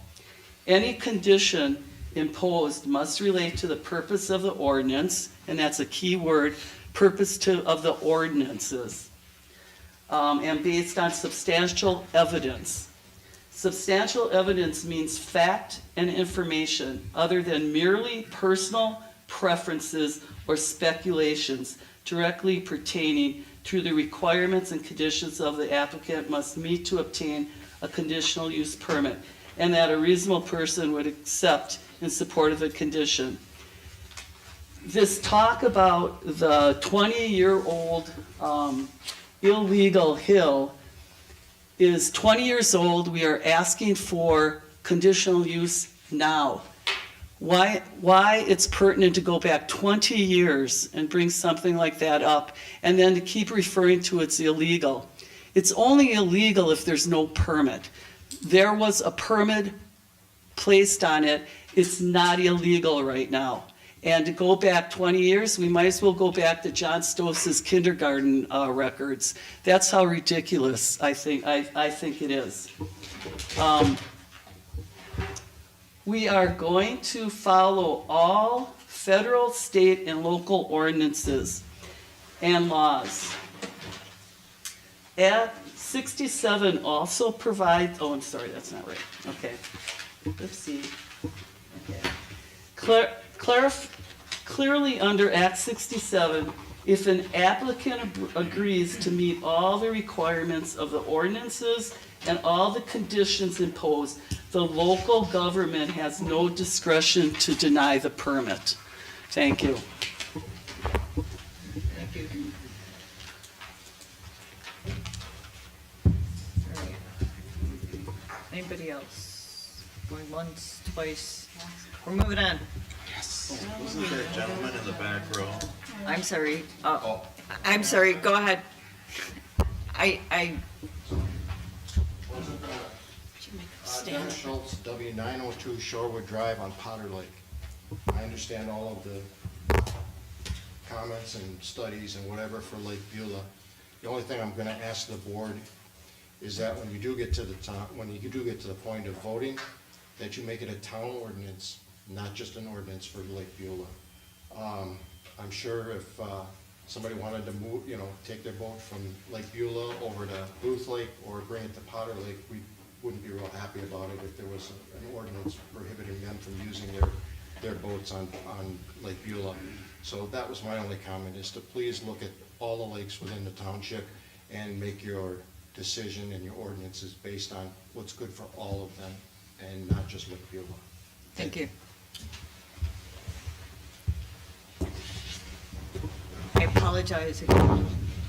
All right, anybody else? 1, 2, 3. All right, this time we are moving on.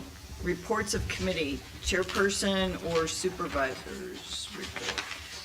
I have my report in the packet. Are there any questions? Hearing none, we'll move to media IT report. Ms. Wilson, who's not here, her material is also in the packet. Any questions on that from Ms. Olson? Only one thing that I might add, she shared a copy of the draft of the newsletter, and Great. I see there's a small little section that's open. She was looking for ideas. I will follow up with her at our Booth Lake meeting. We could maybe highlight some of the summer activities of Booth Lake. And we're potentially gonna have a campaign to sponsor a picnic table for about $300 or $350 or $400 over the summer, and you'll get a plaque on it at Booth Lake Park that I could include in the newsletter. Could I ask who is sponsoring that picnic table, or is that open to? We're doing a campaign Okay, so- open it to try and fund something. Got like it, that. got it, got it. So, yeah, I'll I get misunderstood. more details. Yeah. Me bad. So I will follow up with Jen Okay. with that idea. All right, moving on. Department of Public Works, DPW Superintendent Shield, thanks for sticking around. Everybody got a copy of my little report for the brief little bit of winter that we had back in February. That's kind of hanging on. But a couple things that I needed to get going for this summer, unless anybody's got any questions on my report. I do not. No, never mind. Okay. All right, we have some road work coming up for the summer that was approved last year at budget time for another third of Honey Creek Road, resurfacing of St. Peter's Road in collaboration with the village's part. So instead of looking like two pieces of road, it all look the same, unlike it does now. So it's fixing some of that, and then seal coating a couple of roads. So just letting you know that's gonna be going out for bid. Mr. Mills had kind of went over the, how the road bids are gonna go out, and we had to make a Not couple. kinda, I did. Yeah. And we gotta make a couple corrections on it, but nothing major, and those will go out tomorrow. Okay. We have an issue with a failing head wall on Beulah Heights Road on the culvert that goes underneath. We've had a few discussions on it with some of the board members. I have gotten nothing back from Mr. Lynch yet. Now, we signed the approval for them to do the design and engineering. I have not got an estimated cost on that yet. So hopefully this week. I reached out to Tim Lynch today, who was ahead of it, and got nothing back. So hopefully we get something soon, because that's gonna be a costly. Couple ideas that they have already is completely replacing that culvert instead of just fixing the head walls. It's a 78-year-old culvert, kinda makes sense. Instead of throwing good money in a bad way, replace it. And not starting till probably sometime after Labor Day, until after the boating season. Can we go back to roads real quick? I know there were some questions about the Wilmer's Grove Road.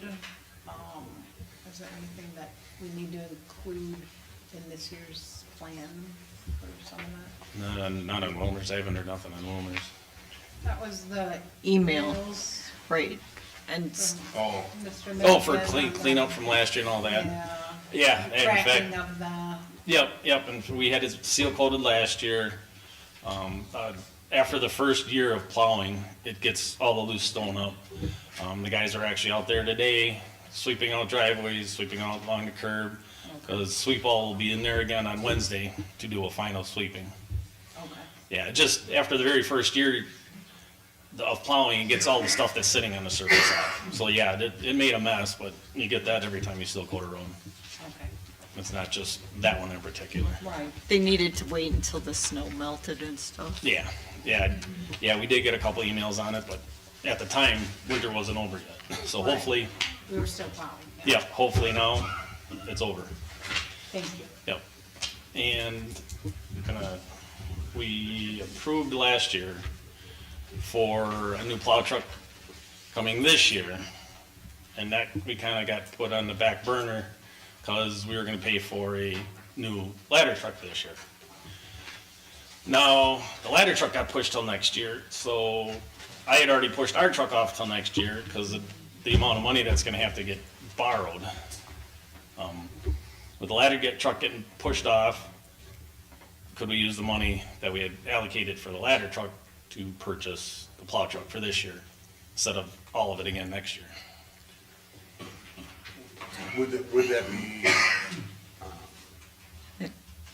Would that be their monies for that still? There's not been designated anywhere else for that plow truck?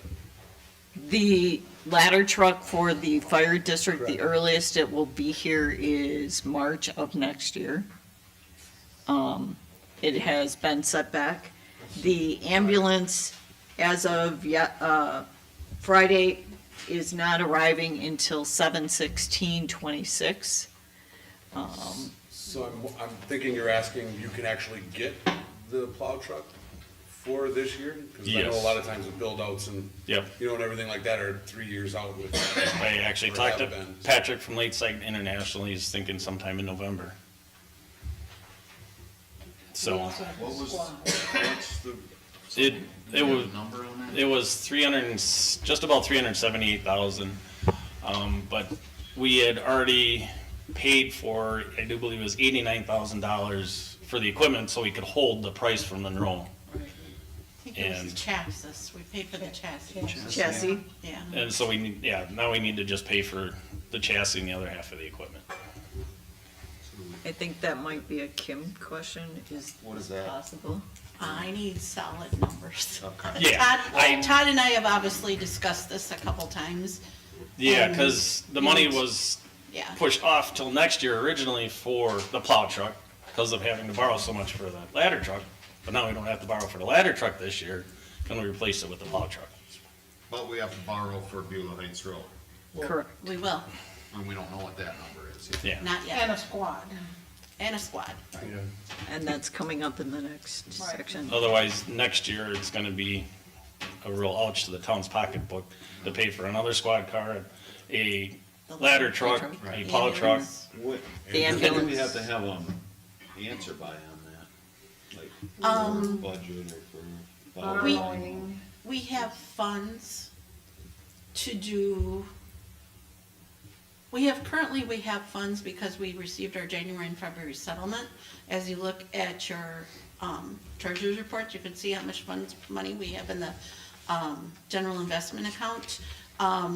Until like a roadwork project is due for payment, that's when I really need to know solid numbers. So we won't have solid numbers on the culvert or anything. I mean, physical equipment between the plow truck and the squad, they have pretty solid numbers. Yeah. But it's the other stuff that's up in the air between the road work and the And culvert Lynch, repairs. yeah, the So culvert. until we get some solid numbers, and- we don't know where we are yet. Yep, and with Mr. Mills reviewing that, that's why bids will go up tomorrow. They'll be due back, I think it's April 14th. 14th, I believe. And we'll By open noon, them. and then it'll get opened, and we'll have hard numbers for St. Peter's Road, the seal coating on a couple other smaller roads, and the cost of another third of Honeycreek Road. I just have the question of, and I think it's great you're thinking ahead, because there's, the Beulah Heights project is obviously something that we were hoping to have a couple more years. I vote for a drawbridge myself, but money usually runs all of that, but, you know, I mean, is this something as far as our borrowing power, when do we need to know for sure for that truck? Because I'm thinking we're gonna have to wait on this decision, I'm assuming. I thought that, Deadline to have Do you it have- what is do you the have a drop dead deadline? date that we could make that decision? Does it need, can it wait until April 14th when we open the road bids, or is this something that we have? It can, yeah, there's no payment due, we won't get invoiced for it until November. I'm just asking, are they like rolling off the, you know, out of the parking lot? Like, is there just, I mean, is there like two? You know, I guess I'm just trying to make sure there's a timeline where we can, you know, maybe we'll get all these bids back and then we can kind of, you know, I won't be here to revisit it, but. Yeah, well, and revisit Todd's this at a relationship later with the meeting. company that builds the truck, Monroe, isn't it? Monroe, yeah. They were willing to hold it for us or get it to us early. So we have that option. Okay. And that's why with the other stuff, with the fire district, we have the option to get it sooner. And I'm sorry, the fire district has no control over manufacturing. Yeah, theirs just got pushed off, they had no control over that. Sure. Where ours, I physically pushed it off because of not having to, because figuring they were gonna have to pay for a fire truck this year. I got you. But if you don't let them know until May 30th, but they still have it done for us in November. I That's will, my question. yep, I think Chad is asking. yeah. Or after April 14th. Why May 30th? I'm just making up a date. Oh, okay. Yeah, Because the new board members are voted Yeah. in Yeah. April 15th. So Right. we could always have a special town board Yeah. meeting. True. I was At the making end up of a date April. for that Yeah. drop dead date. Yeah, I'll call Lakeside and just say, this, I need a hard number. And a date. And a that date, they drop need it dead by, date. yeah. Okay. But I like how you agree, I agree with the other comments that have praised you for thinking ahead, you and Yeah, Chief just, Gurecki. it's trying to create, having to borrow so much next year for, yeah. Seeing as how Level out the there was peak. already money budgeted for it this year. And currently, the town has about $4 million of debt, which has all been equipment, roads, 90% of it's roads, Yep. squad cars, I mean, that's it. But the town has a borrowing capacity of $64 million, so our auditor considers us having a very strong position. so. Sweet. Thank you for that information, Ms. Buchanan. So, yeah, Then, if the next steps would be getting us a definite price and when we absolutely need to make that Yep. decision, but we will try and make it sooner rather than later. Yeah, but I just wanted to get it under your guys' attention, like, okay, can we play with a little bit of money from a fire truck for a plow truck so we don't have to borrow as much next year when it all comes due? Thank you. Hmm? Yeah, planning. Chief Gurecki.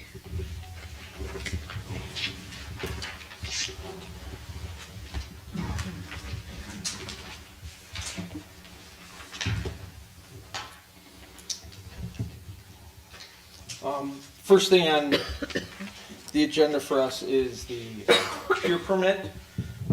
Somerset Marine made an application on behalf of, and I hope I don't say the name wrong, Brodsky at N9547 Horseshoe Lane.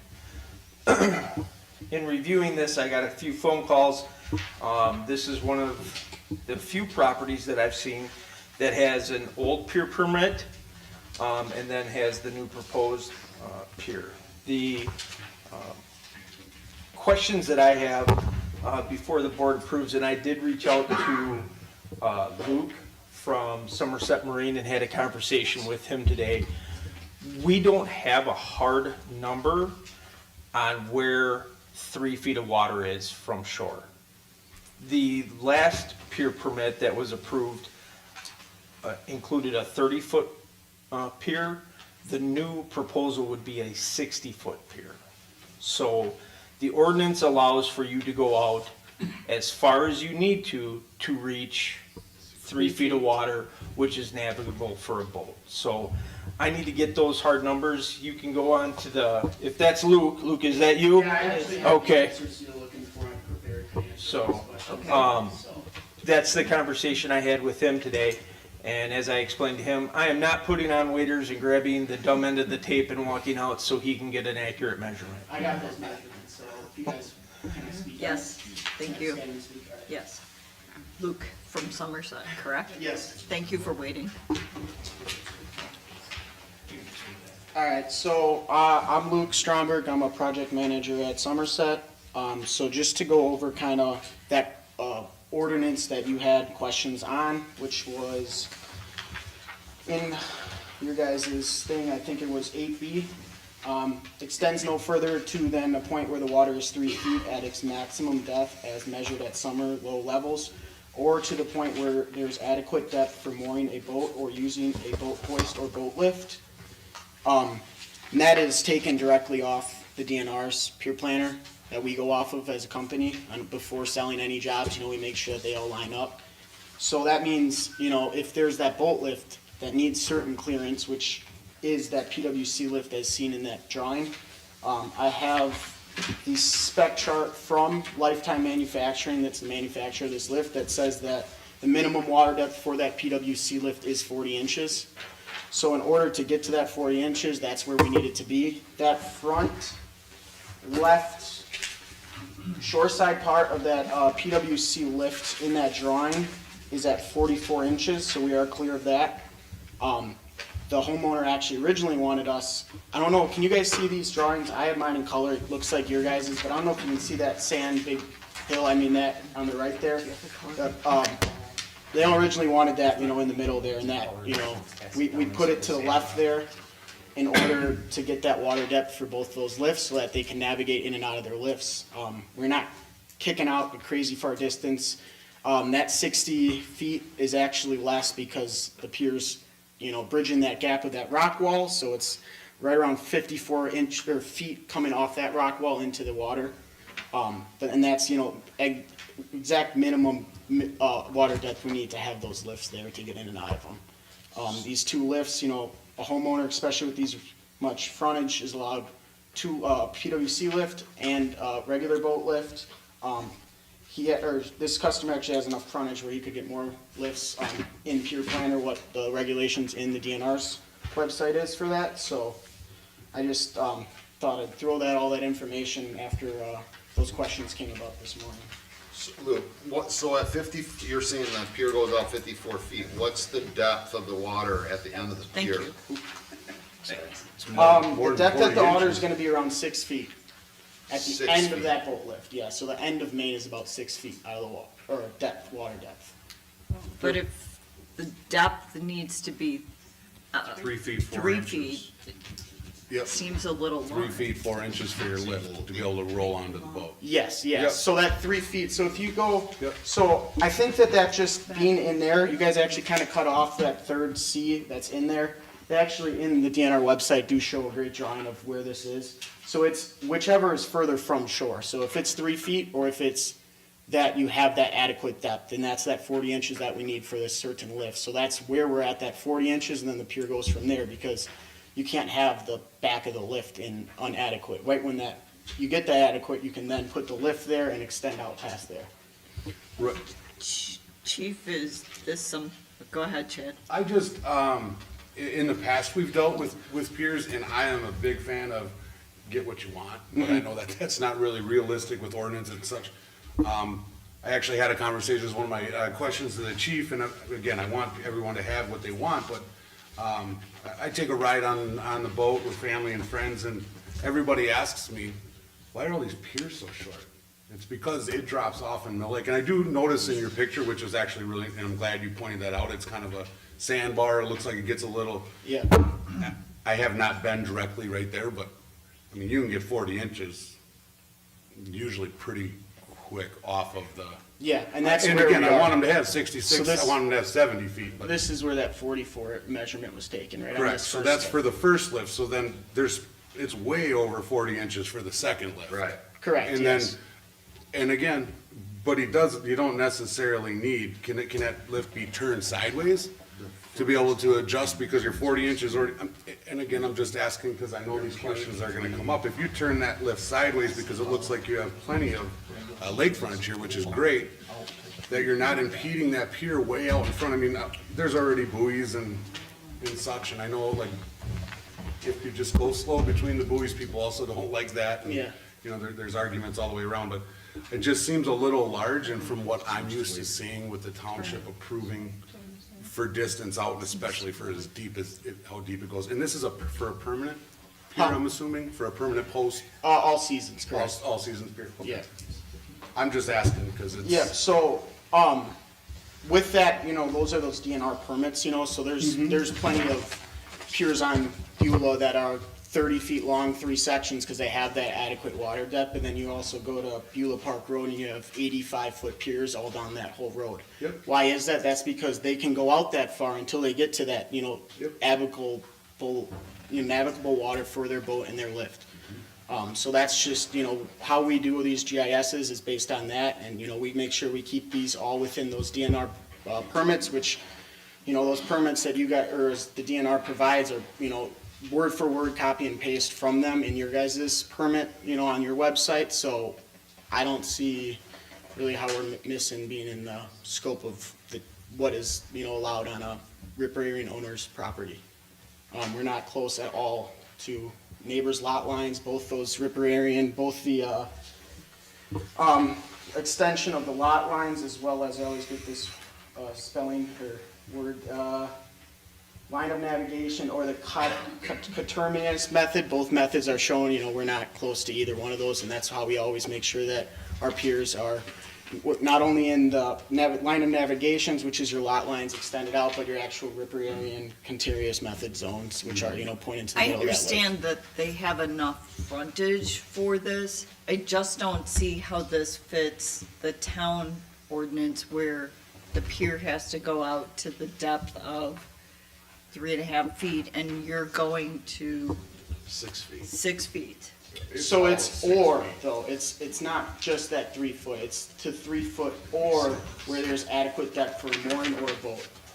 Well, there's enough space, enough frontage, where they can have more than one pier.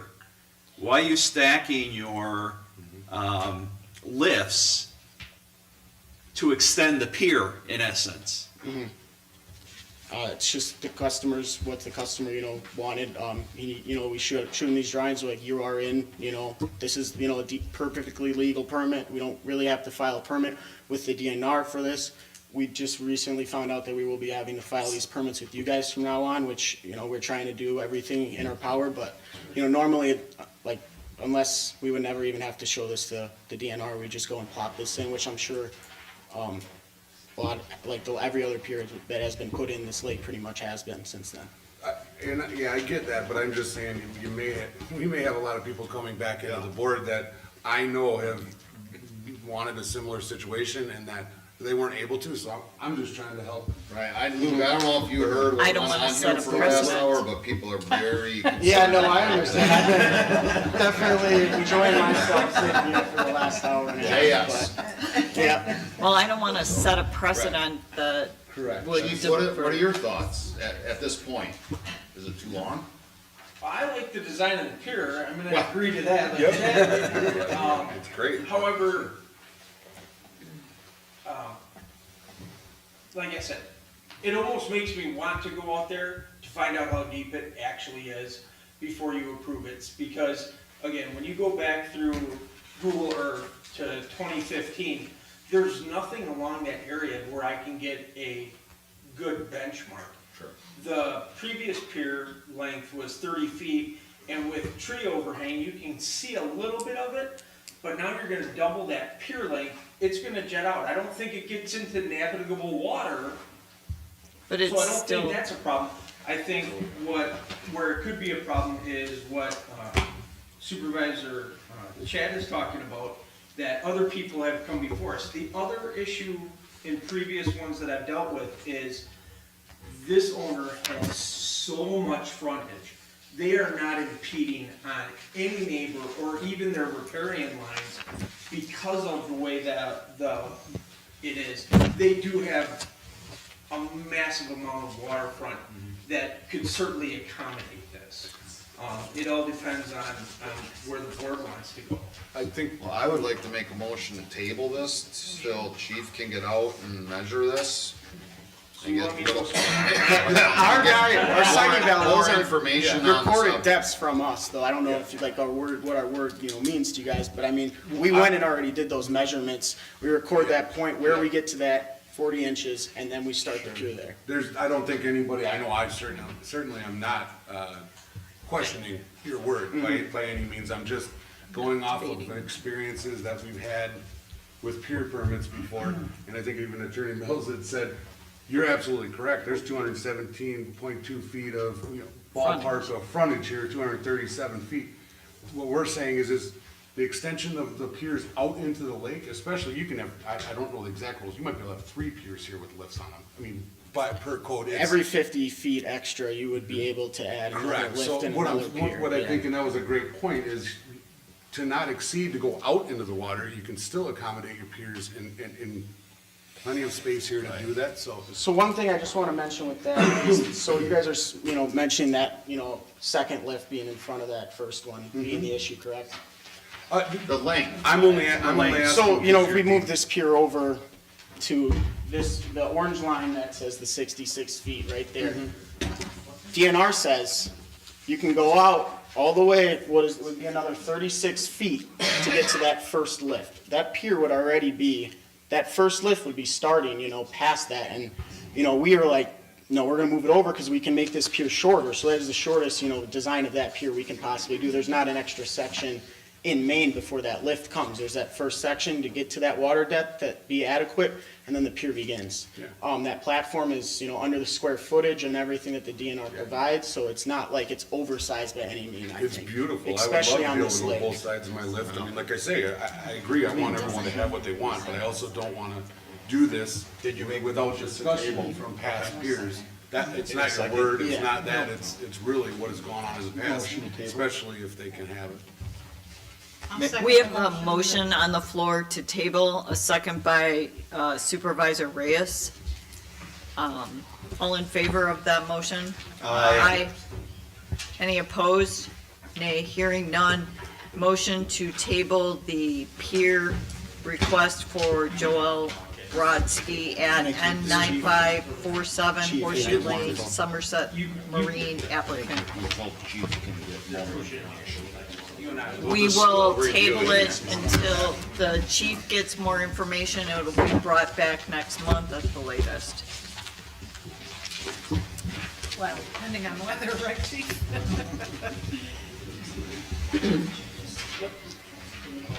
Yeah. All right, let's get to the real quick, monthly numbers. I gave that to you some time ago. Total for the year so far through the end of February, was calls for service. Just to break that down a little bit,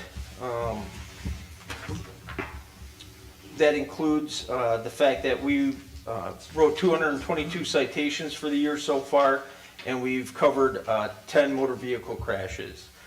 Just out of my own curiosity today, I went back and looked at last year's numbers. At the same date, we only had 157 citations for the year in 2024, and we had covered 6 motor vehicle crashes. So we're up a little bit in that area. I did not go back and check our calls for service compared to that.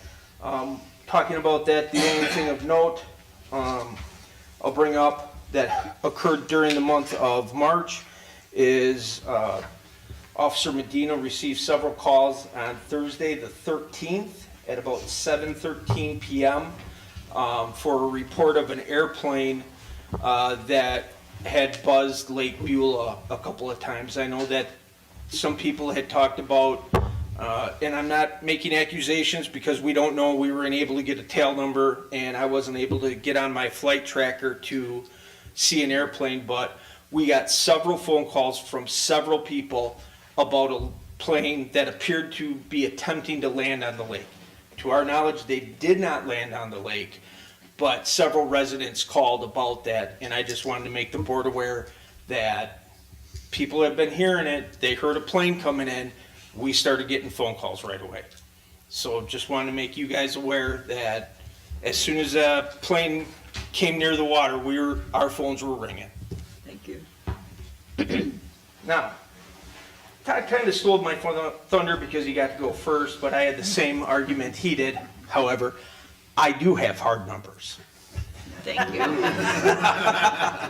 So from Ewald, they told me that they could still get a squad. Now, I talked to Ewald expecting that our meeting was going to be 2 weeks ago. I have not talked to them since. Ford was still taking applications for squads, and they were still filling those orders. The kind of the tete-a-tete that happened back in 22, 23, and early part of 24 seems to have been resolved, so I'm not super concerned about it, but I do have a hard number. The squad is going to be $49,515.00. The upfitting of the car, that is taking our current light blue squad, the oldest squad with the most miles on it, taking that equipment out of that car and putting it into the new car is going to cost us exactly $7,299.99, and I just rounded it up the 1 penny to make it 7,300. So a total of $56,815 is exactly what I need to purchase a car. And what I'm looking for is not necessarily money tonight, but I do have the form, and I'm looking for permission to sign the form, scan it, and email it to Ewald so we get on the list and they can start building the squad with delivery before the end of the year. That number sounds a lot nicer. That's an Explorer. It's going to be a Ford Explorer all-wheel drive. It's going to be exactly like the squads that we currently have that are dark blue. With the only difference is it's not going to be a hybrid. It's going to be a regular gas fuel car. So all the equipment that we currently are using will transfer. We have to buy a few new brackets because Ford, in their infinite wisdom, changed the interior dimensions just enough that you got to buy a bunch of brackets to get your equipment to fit in properly, but that's not the same as buying a whole new cage or center console or anything. So How old is the blue car? Like how many miles, how old? Or that hours? car now has over 90,000 on it, and I believe that is a 2020. That's the first body style of that. With that being said, and I know the 56,815, I'm just guessing from the last squad I sold back to Ewald, probably around 11,000 would come back to us. So roughly, if you wanted to say between trading it in, 56,000 out the door, we're going to get 10,000 back. It's going to cost the town $46,000 and the 815 to get a new squad. And I know both Todd and I talked, pushing that off until next year, but we also talked when we found out the fire apparatus wasn't coming and thought, we can't do that, we gotta ask now, and that's just too much of a burden next year. So that's the only reason I'm asking for a squad. Kim, that's. So I'm good. that's all I'm asking is to get permission to sign that form to get the I make squad. a motion that we board- allow Chief Jarecki to sign the form to get the squad coming our way. Second. All right, hearing a motion from. For the minutes, it needs Yeah, to Pete, get the squad. clarified. Are coming our way. Okay. Hearing a motion from Supervisor Leonard and a second from Chair Church. All in favor of this motion to purchase the proposed police squad from Ewald Ford for $56,815 Minus trade-in. minus trade-in. All in favor? Aye. Any opposed? Hearing none, motion carries. All right, ETA ESD report. Thank you. Was this municipal code enforcement from you as well? No. Or someone else? That's somebody else. That's just a. Oh, that wasn't for me. Most of my stuff's in the packet. The one thing I want to point out is Chief DeGaro has been awarded $49,263.06 and $7,398.08 in grants that he's written. So, are there any other questions about the ETA ESD report? I noticed another set of education workshops. Can I assume that's what he did last year for any Correct. potentially newly elected Yes. officials? Yes. Thank you. Yep. So if we attended, it's the same. I would believe that would be the same. Thank you. Yep. And thanks for the full list of events. Fun to look ahead. Cool. It fit on one page. All right, if hearing no questions, I'm gonna move on to the Park Committee report. Supervisor Reyes. The Parks Committee, we did not have a meeting since our last town board meeting, because it was actually on February 3rd. We approved the minutes tonight. The next meeting will be May 12th. Okay. And I did see on social media some concerns about, dog waste in the park, so that will be on the agenda. Okay. If we need to buy bags or. I think a post signs or some of stand that might kind of be. stuff. Somebody dropped Appropriate. off signs for dog waste, I don't know who. Oh, Two they signs. donated them? Yep, and the dog waste container and bags are ours. Okay. Thank you. Moving on to item G, Booth Lake Memorial Park Board Report. Supervisor Reyes. Yes, the annual lottery happened in February for reserving the pavilions at Booth Lake. We had about 30 people in person. We continue to get more reservations. The triathlon swim event is May 31st. And the meeting minutes are included. As I mentioned, we're looking into a potential campaign to sponsor picnic tables, open it up to the public. And we also have the Town of East Troy residents representative on the Booth Lake Memorial Park Board submitted his resignation. And we have a proposal to appoint Gina Martinson as the new town resident representative. You and I both have spoken to her. She literally lives across the street on the east. It's town of East ideal. Troy side. And so she is interested, and I let her know the process that we would be nominating, that I would be mentioning her as a nomination this evening. So I would like to make a motion to appoint Gina Martinson as the Town of East Troy resident representative on the Blue Lake Memorial Park. I'll second, but I'd also like to thank publicly Dale LeBecki for serving on the Booth Lake Park Memorial Board. His job responsibilities picked up and he was unable to continue, so thank you to Dale LeBecki. Hearing a motion from Supervisor Reyes and a second from Chair Church to appoint Gina Martinson as the new town representative with Supervisor Reyes to the Booth Lake Memorial Park Board. All in favor, aye? Aye. Aye. Any opposed? Hearing none, motion carries. Question? Do I need to update the appointment resolution for April's meeting? Yes, you will. Thank you for remembering that. I forgot. Because I'm assuming that she can attend our April Blue Lake Memorial Park meeting. Yes.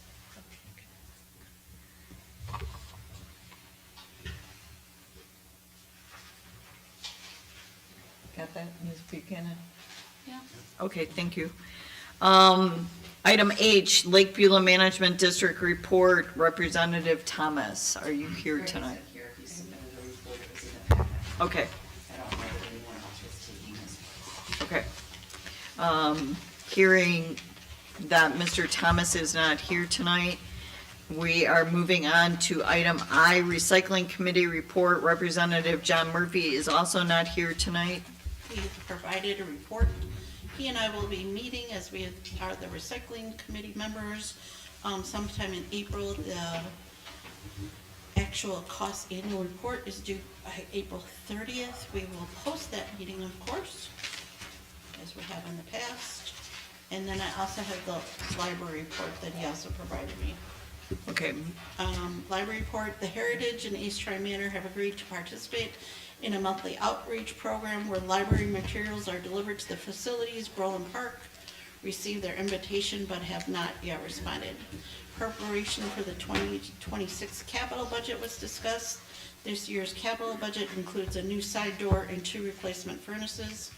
And then a building expansion of the present library was discussed as the current space is no longer adequate and has not been for many years. Everybody's been grown up here and knows that library's too small. Correct. Thank you, Christina, for that. Christina Murphy for that report, and thank you, John, for your report. Moving to item K, Planning Commissioner Report, Supervisor Johnner.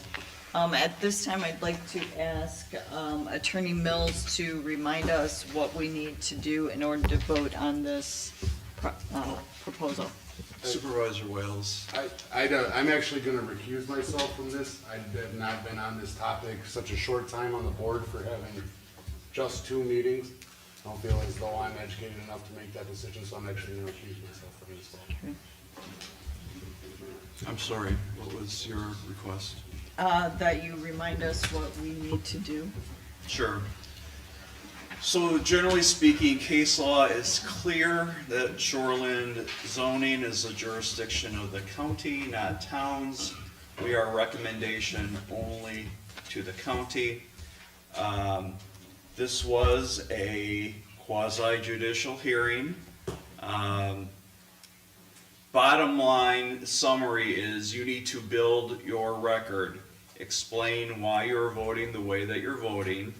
And there was comment on Act 67, which was appropriate because once Act 67 was enacted, it changed the dynamic of voting, if you will. And its purpose was to establish parameters and guidelines and seeking something more than vague statements that a proposal, raise safety concerns or what have you. The requirements are, and I heard it stated earlier, and I did see you're reading laws so frequently to the board, I referred to you as attorney. Mr. Stoss I did see him at the first Plan Commission meeting on this particular issue state that he agrees to abide by all terms and conditions that the commission would impose upon him. The reason why he did that is because the first requirement of Act 67 states that if an applicant for a conditional use permit meets or agrees to meet all the requirements and conditions either specified, here would be county zoning, the board shall grant the conditional use permit. The use shall means there's not a lot of discretion available to you in that particular piece of the puzzle. You still have to support your decision based on substantial evidence. Any conditions that you put on an applicant have to be reasonably related to the project. The second requirement of Act 67, after you get whether the applicant agrees to abide, and I just stated it, requirements and conditions must be reasonable and related to the purpose. Third requirement, it defines substantial evidence to mean facts and information other than merely personal preferences or speculation that Carla raised when she spoke. Wisconsin now requires reasonable and measurable conditions, so those vague statements that, town boards and plan commissions in years past have gotten away with, there's more scrutiny now. So my recommendation to you is to vote based upon the evidence, build the record in your motion. If there is evidence that was presented that you don't agree with, it would be a stronger motion if you explain your reasoning. And that's what I have to remind the board of. If you have any other questions, you can certainly ask. Will you let us know if the evidence that we cite is not credible? Credibility of evidence is really a decision of the viewer or fact finder, if you will. So I'm not going to tell the board what they should consider credible or not credible. I know there is some concern out there about litigation, but I do believe this is a discretionary type vote where you could have some governmental immunity, whether this matters, appealed or litigated somewhere down the line. I think it was mentioned at the last meeting that I just viewed today, there was discussion about litigation. I don't think you have to worry about that. Or, I should put it another way, there would be some governmental immunity, I think, that would be afforded to you if litigation happens. But you still have to be clear with your vote and why you're doing so. Okay, I have one other question. Supervisor Johnner, did you recuse yourself from the last planning commission where this was voted on? Yes, I was advised by Attorney Mills to do so because I wrote a letter to the county, but I'm choosing not to on this. Okay. I guess I'm confused, just personally. So, I didn't know that was a choice, so I'm sorry. Recusal is a personal choice. I agree it is confusing because I think the same standard applies here as it did there. But I've advised the board as to that matter, so that's all I can do. Well, and I have another question with that brought up. How am I supposed to recuse myself when, under the planning commission report, the motion is right on the agenda? So you're Pardon? basically forcing me to make a motion on the agenda. Someone else could always make that motion if you recuse yourself.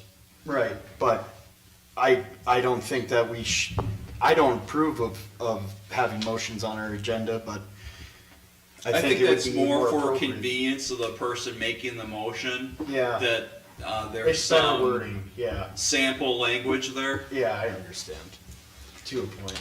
Well, I'll make a motion to approve the planning commission's recommendation to deny the conditional use request for PET 1800006A at North N8828 Stringers Bridge Road by West Cottage Industries. No, West Rod. By Rod Cottage Industries LLC, owner John Stoss, applicant, per the reasons referenced in the planning commission resolution. Also C4 is for personal use, not business. Land could be rezoned, but it is still a sensitive area, and this has gone to litigation in 2012. It was denied then, and in 2015, at an appeal, it was also denied. Is that all part of Is that a motion? Oh, I'm sorry. Those are reasons, so we'll stop it. Okay, so the, Planning I will commission. second the motion. Stopping it at. Sorry. At the resolution. At the resolution. So Yeah. I will second. Discussion. Discussion, yeah. I can. The evidence that I found, yeah, I feel like we were kind of set up here, but the evidence that I found, you know, the main thing is this Act 67. Obviously, the applicant knew what he was doing when he came to the planning commission and stating that, but that, to me, is still the law. Like, this property has been rezoned to C2, and it is, a marina does fall into this C2, zoning, so I think that the applicant has, really done his due diligence. I think that he's brought plenty of evidence to the planning commission on this. I think that this crossover between C2 and C4 land seems to be a big holdup. And Attorney Cotter, in a letter to Attorney Mills, you know, states that it is legal to cross over C4 land onto C2 land from a pier or boat.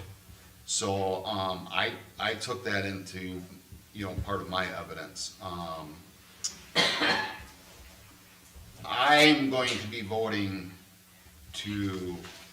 You don't have to tell us, we'll take a vote, and if it fails, then somebody else can make a motion. Okay. Does that make sense? So that's part of, yeah, so that's part of my Okay. evidence that I found here.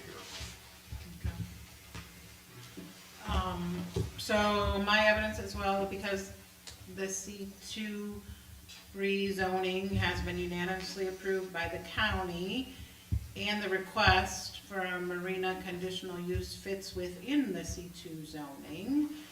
That is what I'm taking into consideration. I appreciate the efforts made by Commissioner Smith at the meeting last week. I agree with him, this request is very complex with many variables. I know Commissioner Russell has been making references back to agreements from 2005 and 2012 timeframe, but we're in 2025, and the applicant is going through the proper process to make these changes and compliantly use the property. Attorney Mills mentioned the potential for restrictions and conditions And I appreciate again Commissioner Smith and some of his proposals that he put together, which I could certainly back and agree with, but I also think the county has the experts that do this as their full-time job, and I would like to rely on those trained professionals to help define what would be appropriate in that space. And ultimately, we are advisory to the county, and I would trust those experts to define the requirements and the monitoring, and to ensure that all the activities are completed prior to implementing any changes or marina operations, as well as the ongoing enforcement of those activities. Supervisor Jenner?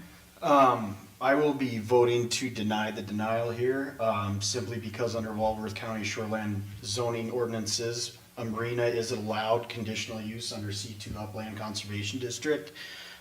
This has been a long effort of, and a big use of town resources. I do think ultimately that we can get a win with the town and with the applicant. The applicant has done his due diligence. I do not agree with the Planning Commission's denial of this. I was hoping that they would approve it with conditions like Commissioner Smith did lay out. That would have probably been a lot better to look at in this position, but ultimately I want to rely on the county's expertise for deciding that, because we are advisory to them, what a lot of the restrictions on this property should be. So that is how I am going to vote. I know that there was something on the floor of for approval with conditions. It went 2-4. It failed at the Planning Commission level, and then there was a motion to deny it, and it was a 5-1 decision by the Planning Commission. So I think I did my due diligence. I think that with the evidence that's in front of me, I do think it's a pretty clear cut following state law, and the applicant's statement saying he will follow all local and state and federal laws on this property. So that is how I'm going to vote. I will deny it. So, just one other thing I wanted to mention. Thank you, Erica Fons, for your public comments.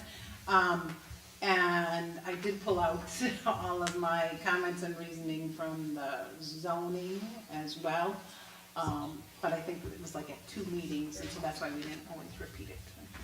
So there needs to be, let's do a roll call vote on your motion. okay. So we need to vote on the motion. What is the motion again? I'm reading it because I thought it might be. The motion was to approve the Planning Commission's recommendation to deny the conditional use request for PET 1800006A at N8828 Stringers Bridge Road by West Rod Cottage Industries LLC, owner John Stoss, applicant per the reasons referenced in the Planning Commission resolution. Church, aye. Leonard, nay. Reyes, nay. John, Nate? Hearing all votes cast, the motion has been denied. Motion to approve the conditional use request for PET 1800006A at N8828 Stringers Bridge Road by West Rod Cottage Industries LLC, owner John Stoss. I'll second. Hearing a motion from, Question, yes, sir. if I can be recognized. I'm sorry. Did you want to make a motion with any town conditions at all? Otherwise, the town is leaving it up to the county to create all conditions. I I would yield to Supervisor Leonard on this. He gave a nice outline of, I think, some reasonable requests from the town on the applicant. There's a few that I would like to talk about and discuss with the town board. So I guess I should maybe adjust my motion to include, maybe we get a motion on the floor and talk about some conditions. Sure, I would suggest maybe you withdraw that motion. Okay, I'm withdrawing my motion.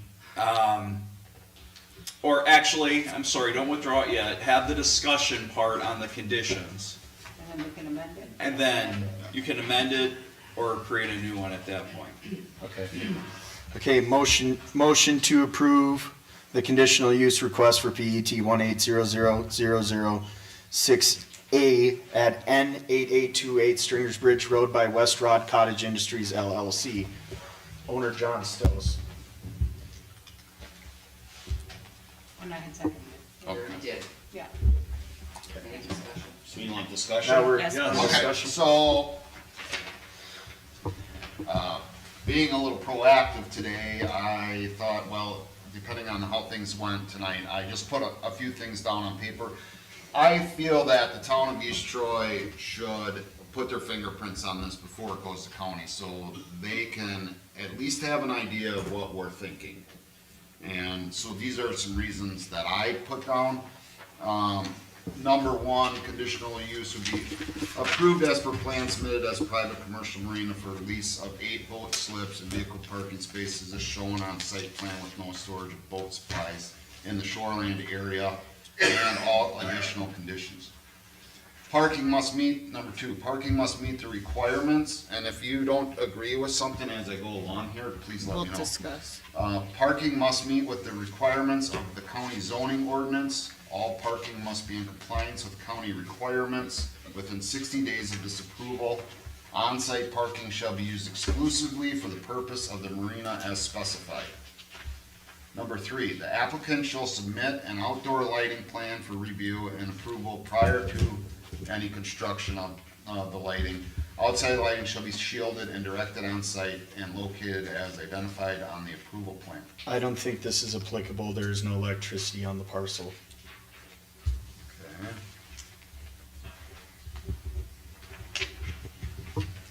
But if it's a 24-hour operation, which I believe Mr. Stos has identified it to be, how can there be no Right. lighting? I think there should be lighting. There has to be. Yeah. I don't think that's out of line, right? No. Especially if it's 24-hour. That brings up number four, the hours of operation shall be 24 hours per day. The property owner shall be responsible for implementing quiet hours after 12 a.m. until 6 a.m. every day. I would, That could be changed. yeah, 12 a.m. sounds Seems kind kind of Okay. late. Maybe Oh. 10 p.m. 10? Yeah. Yeah. I On like, weekends I and, like or 9 during the week. I have 10? 10 p.m. It's up to you guys, I can't tell you what conditions to make. And, the property must be kept neat, clean, and mowed. There shall be, number six, there shall be no alterations of the shoreland setbacks or wetlands. Number seven, must meet all applicable federal, state, county, and local regulations. Number eight, the property owner shall be responsible for acquiring and submitting adequate liability insurance for the use of the property as a private marina and keep the insurance current during the life of this conditional use.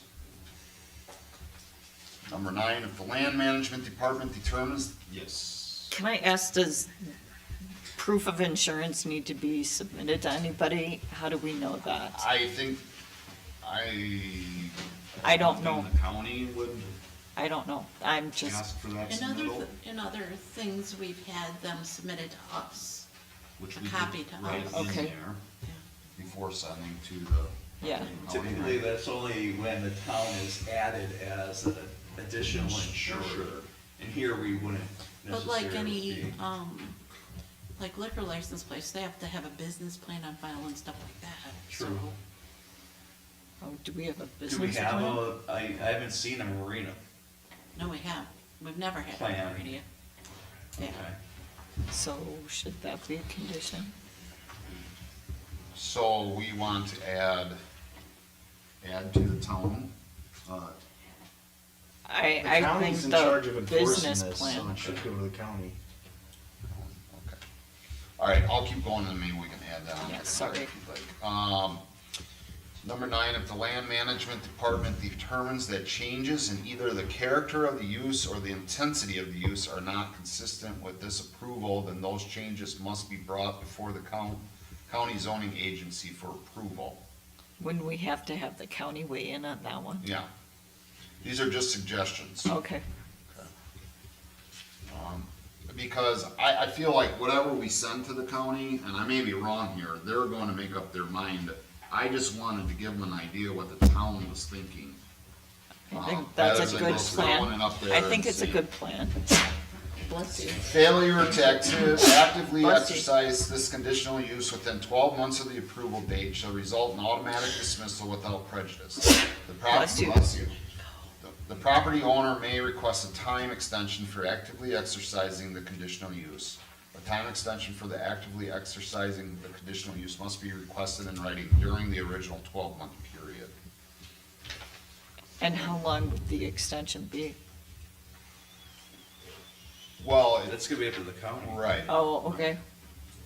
Use of the parking lot shall be limited to the owner and leasers of the commercial boat slips. The total capacity of the marina shall be limited to the occupants of the vehicles parked in the leased vehicle parking spaces. One vehicle parking space shall be leased in conjunction with one leased boat slip on a seasonal basis.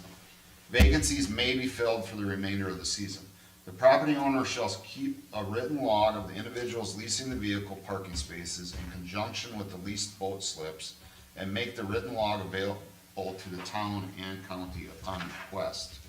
Can you just clarify that? So like Yeah.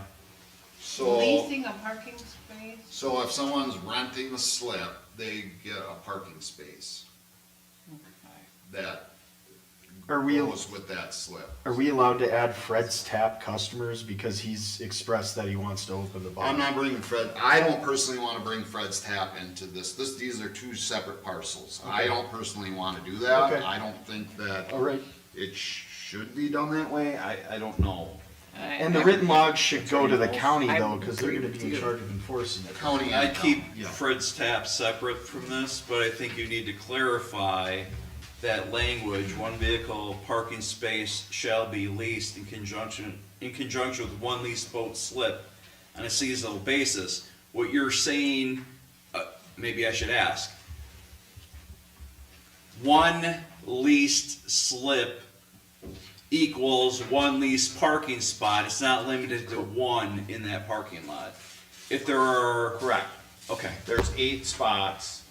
Thank you There's for 8 defining boats. that. Yes. I Thank just you. wanted to Cars make that that can clear. park there. It's kind of If common sense, someone because where would leaves- they park? If somebody leaves during the year, Other side of the road, maybe. the vacancy can be filled, he can fill, you know, if he has a tenant that leaves during the middle of the year, he can fill that vacancy for the remainder of that year. Does that Sure. make sense? It's kind of like if you have a permit, you get a guaranteed parking spot. Yes. Outside, number 12, outside storage of boat trailers or equipment shall not be allowed. Boat trailers shall not be parked and or stored in the vehicle parking spaces. So like in the parking lot area, I don't, I haven't measured it, but I think it would be, to put boat trailers there would be hard. Congested. Very congested, I think. It's my opinion.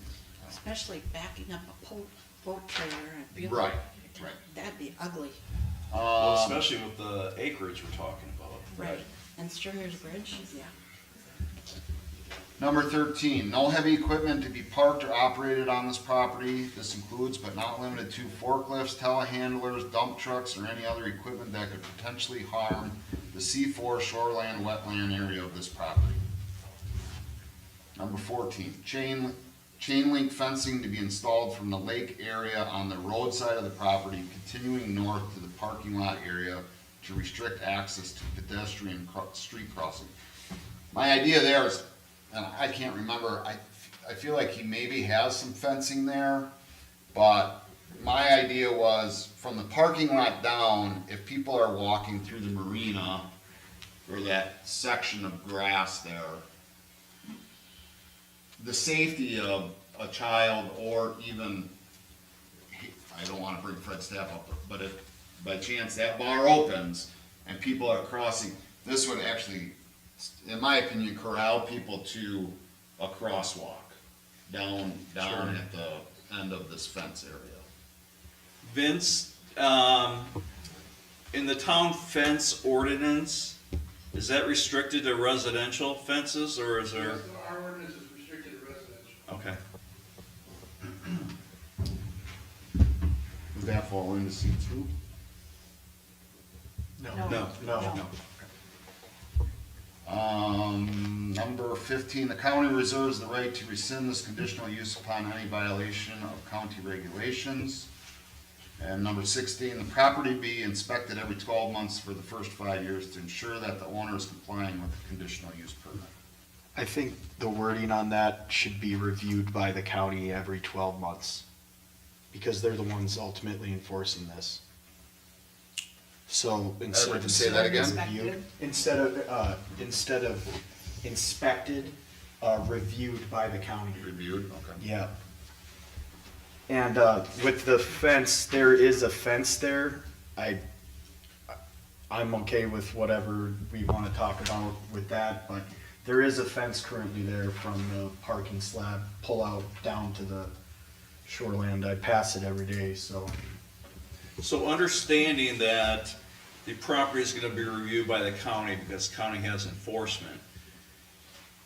If there is a vote to allow this operation with conditions, a violation of any condition can always be reported to the county by anyone. Just so everyone's aware.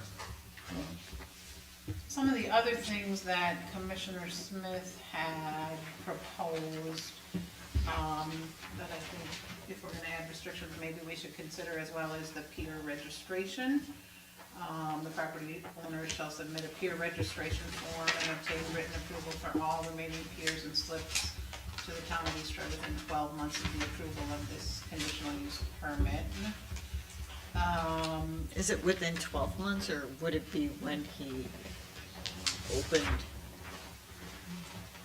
I think if you're gonna include the other condition, that it's open or operate within 12 months, then 12 months I is think it appropriate times here. nicely, Yeah. there. And then there was also the removal of the non-conforming structure, that the property owner shall remove the existing non-conforming accessory structure as identified in the application to achieve full compliance with the Walworth County zoning ordinance, section 74-38. And that removal shall be completed within 12 months of the approval of this conditional use permit, and verification of compliance shall be submitted to, here they propose the Town of East Troy Planning Commission. I would assume it would be county as well, because we're all advisory. Well, I don't think the planning commission adjudicates, so. Right, so that's why I'm saying, yeah, I Yeah, would change it to the I county. think you're right. Yeah.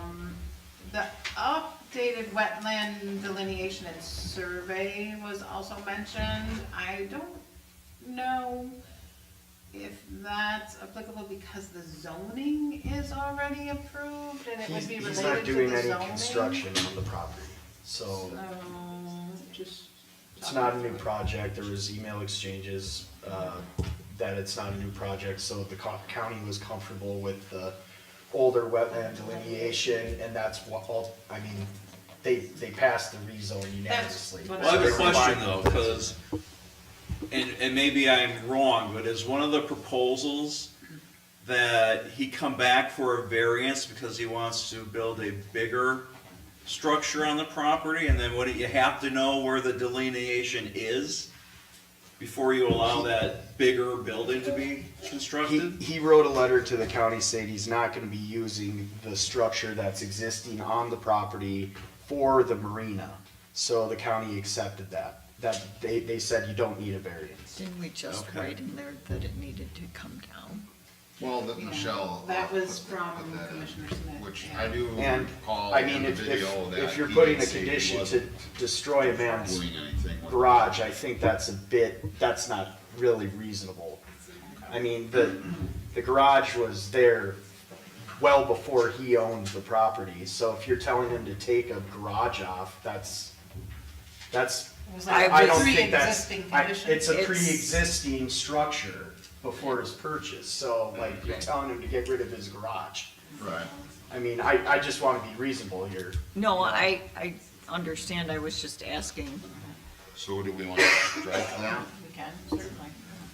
So, a question is, there's a motion and a second discussion.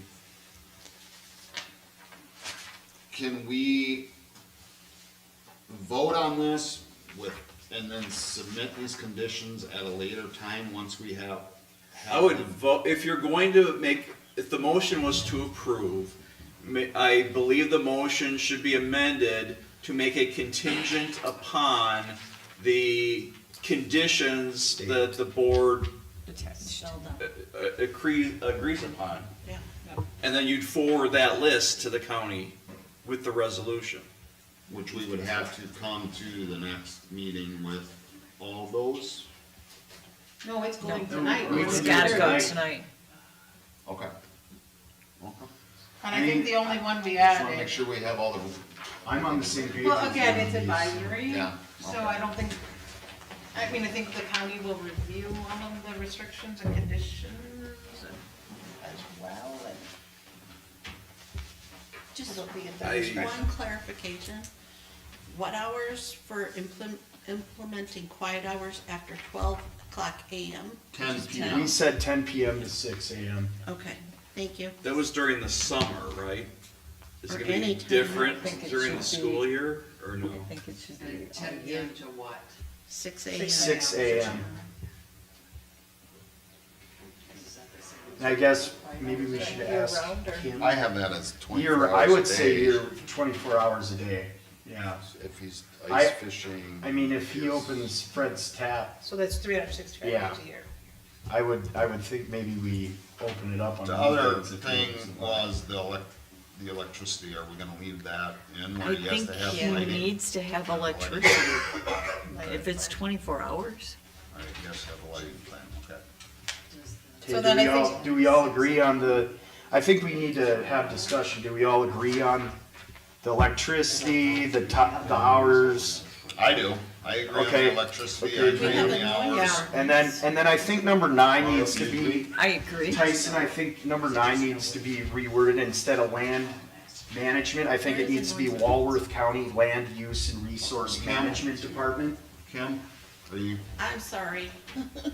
There's Say that too again. many On discussions number- going on here. Mark, where's your gavel? On number 9, I think it needs to be revised if the Walworth County Land Use and Resource Management Department determines that changes in either the character of the use or the intensity of the use are not consistent with this approval, then those changes must be brought before the county zoning agency for approval. I don't think it would be consistent with it would be approval with conditions, or consistent with the conditions. I'm sorry. Once the Not approval is consistent given, with it's these- really the conditions that not are gonna consistent govern with the these operation. Requirements or, yeah. Okay, so what do you- Restrictions. with these conditions? Yes? Yes.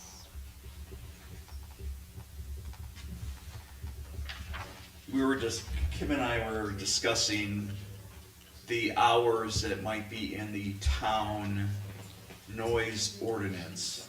And I know we're not too far off from having those discussions when we decided just to leave it be.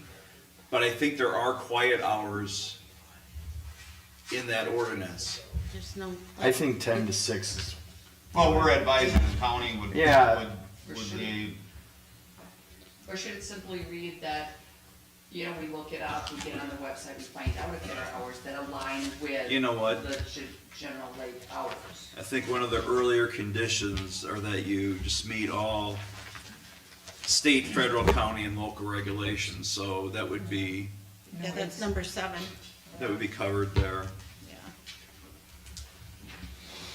All right, And then I think we added the peer Peer registration. registration. and from that's Ben number Smith. 17, right?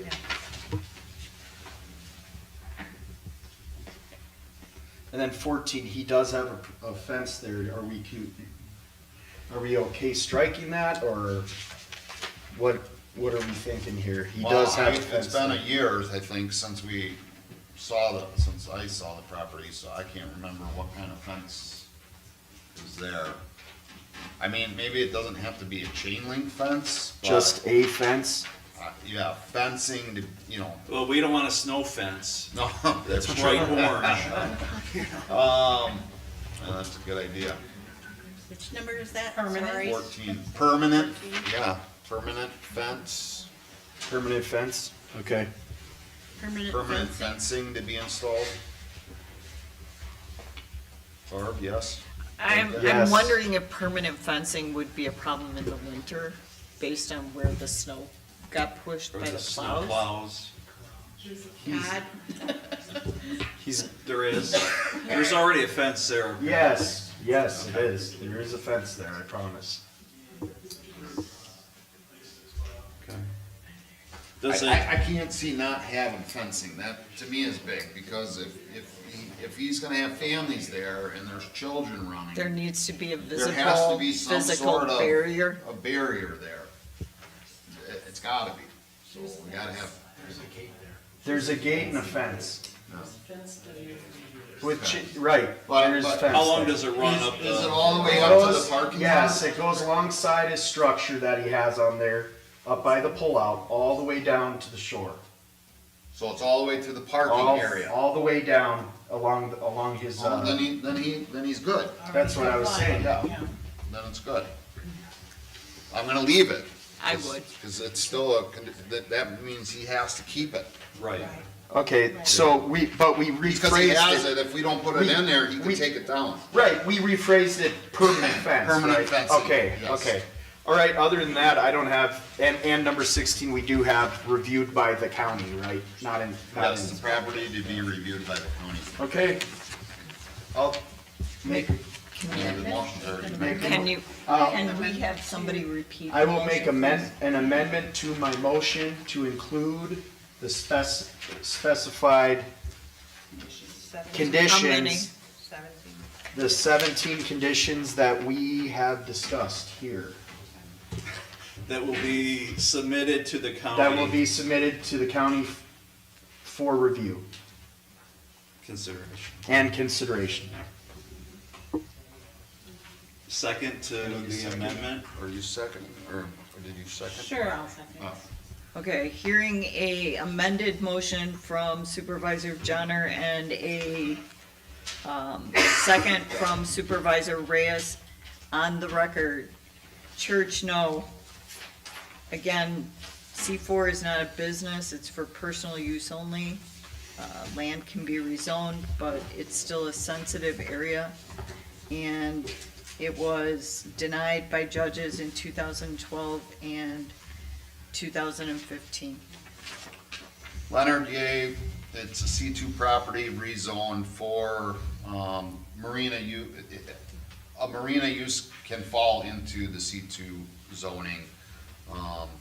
As explained by Attorney Cotter, you can cross C4 onto C2 from a boat or pier, which takes that aspect out of things. So I vote yay. I'm yay, similar, the C2 zoning has been unanimously approved by the county, and the request for a marina conditional use fits within the C2 zoning, and relying on the county to review the conditions as discussed or implement others. I am yay. Under Walworth County shoreland zoning ordinances, a marina is an allowed conditional use within a C2 upland resource conservation district.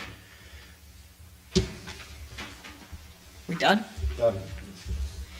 Hearing 3 ayes and 1 nay, motion carries.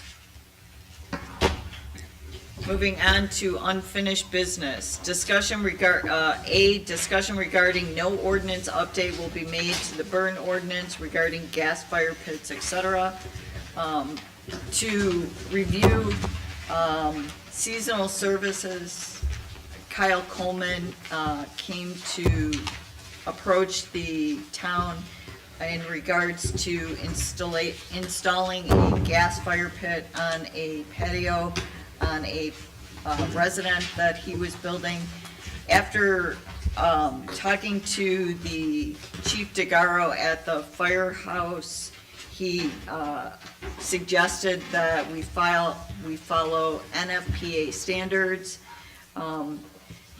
In speaking with our building inspector, Vince Budiak, who is here, none of the other municipalities that he works with regulates gas fire pits, gas grills, gas heating lamps, etc.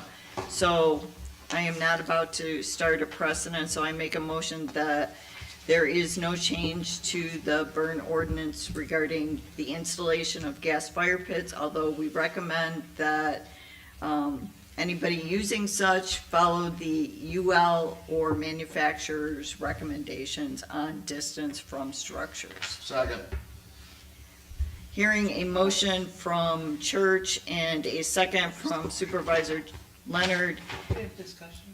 Yes, I'm sorry. I just have discussion, this is the whole burning and the ordinance and all that, I mean, I've said it multiple times. There's a majority of homes are already against and are not even in coinciding with our ordinance, just where burn pits are, to flammable structures, meaning piers, meaning trees, meaning, so, I mean, you shouldn't, you wouldn't want to say to follow other, I mean, whether it's a fire pit or a gas pit, that you're just saying doing the UL or the ratings from the manufacturers when our burn, there's certain distances that you can have a fire right now on our burn ordinance, so you're not gonna put any restriction on that, you're just gonna leave it at, like, do they just tally into our burn ordinance, or? The burn ordinance is in effect. Yep. And Mr. Coleman was just wondering whether, he said there are some I think if I'm not mistaken, Vince, you said that some fire districts regulate the gas burning fire pits in certain municipalities. In certain municipalities, usually the fire department has their own ordinance, it's separate fire department. Okay. But usually that's like a solid fuel. So if there's like exterior, just like a house, every fireplace in a house is basically the clearances are for manufacturer specification, listings. Sure. It's kind of what a fire pit has, this is a listed fireplace, then the manufacturer specification gives you your distance from flammable to from anything. So if you rated it, you can put it on a gas. Sure. Or you have to harness. Okay. Typically, any regulations on any fireplace, typically do it done through our fire department. The fire department itself. Okay, I'm just asking that, so wood burning fire pits that can be on That's decks, can be gonna on a go deck. with, I'm just saying, because UL rated, there's camper fire pits that I can put on my wood deck right now and burn logs in it, and I'm totally fine, but that goes against our burn ordinance. So I just wanna make sure that if we're not gonna make a change to something, that's fine, but I feel, part of me wants to say, maybe you think it through, I mean, do you just add in including gas fire pits? I mean, is it as simple as that to add? No. no. Well, I guess my question, I do not want to make this meeting any longer than it already is.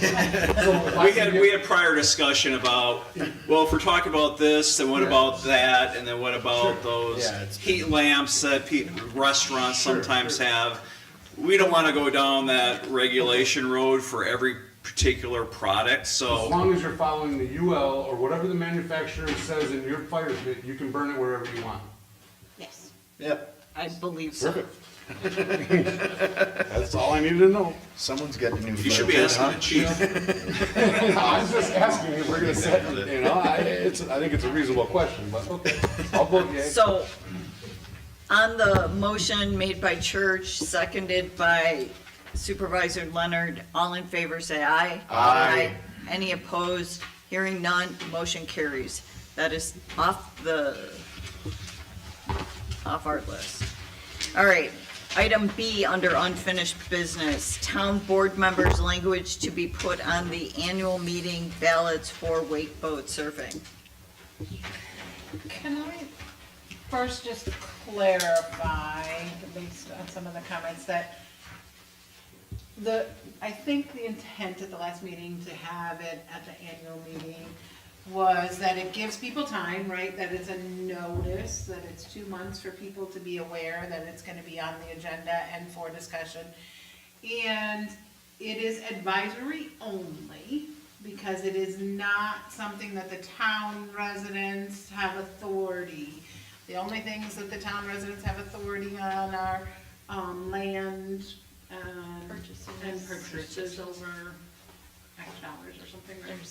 There's a handful of things. Yeah, so this is, it's being used as a tool to help the board understand input from the community in making this decision. Correct. If Because it's going to make Right. any decision, Right, because you it's know. advisory only. So if I may comment on the recommendations that we're going to be reviewing, it does read options for wake enhanced boats. This is an advisory vote only. No action will be taken on this at the annual electors meeting. I think you also need to add the town board is not bound by an advisory vote. Advisory. It's just feedback. Correct.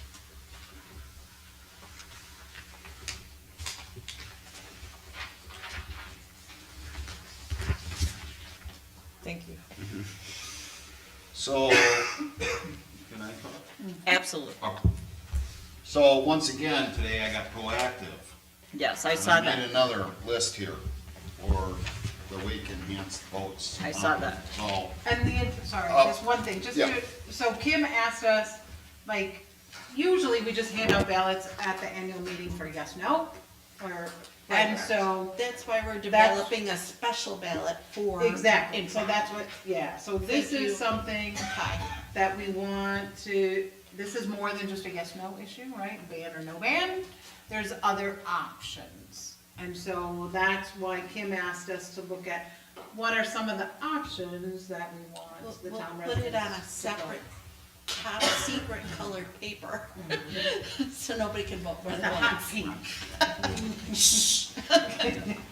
So that's why Ty put together something. So my ideas were, and like Attorney Mills stated, right on the top, it says this is advisory vote only, no action will be taken on this at the annual elected meeting, which I understand some of the residents reached out because they're scared that this is gonna be, taken over right there and there's gonna be action made on it at that meeting, so.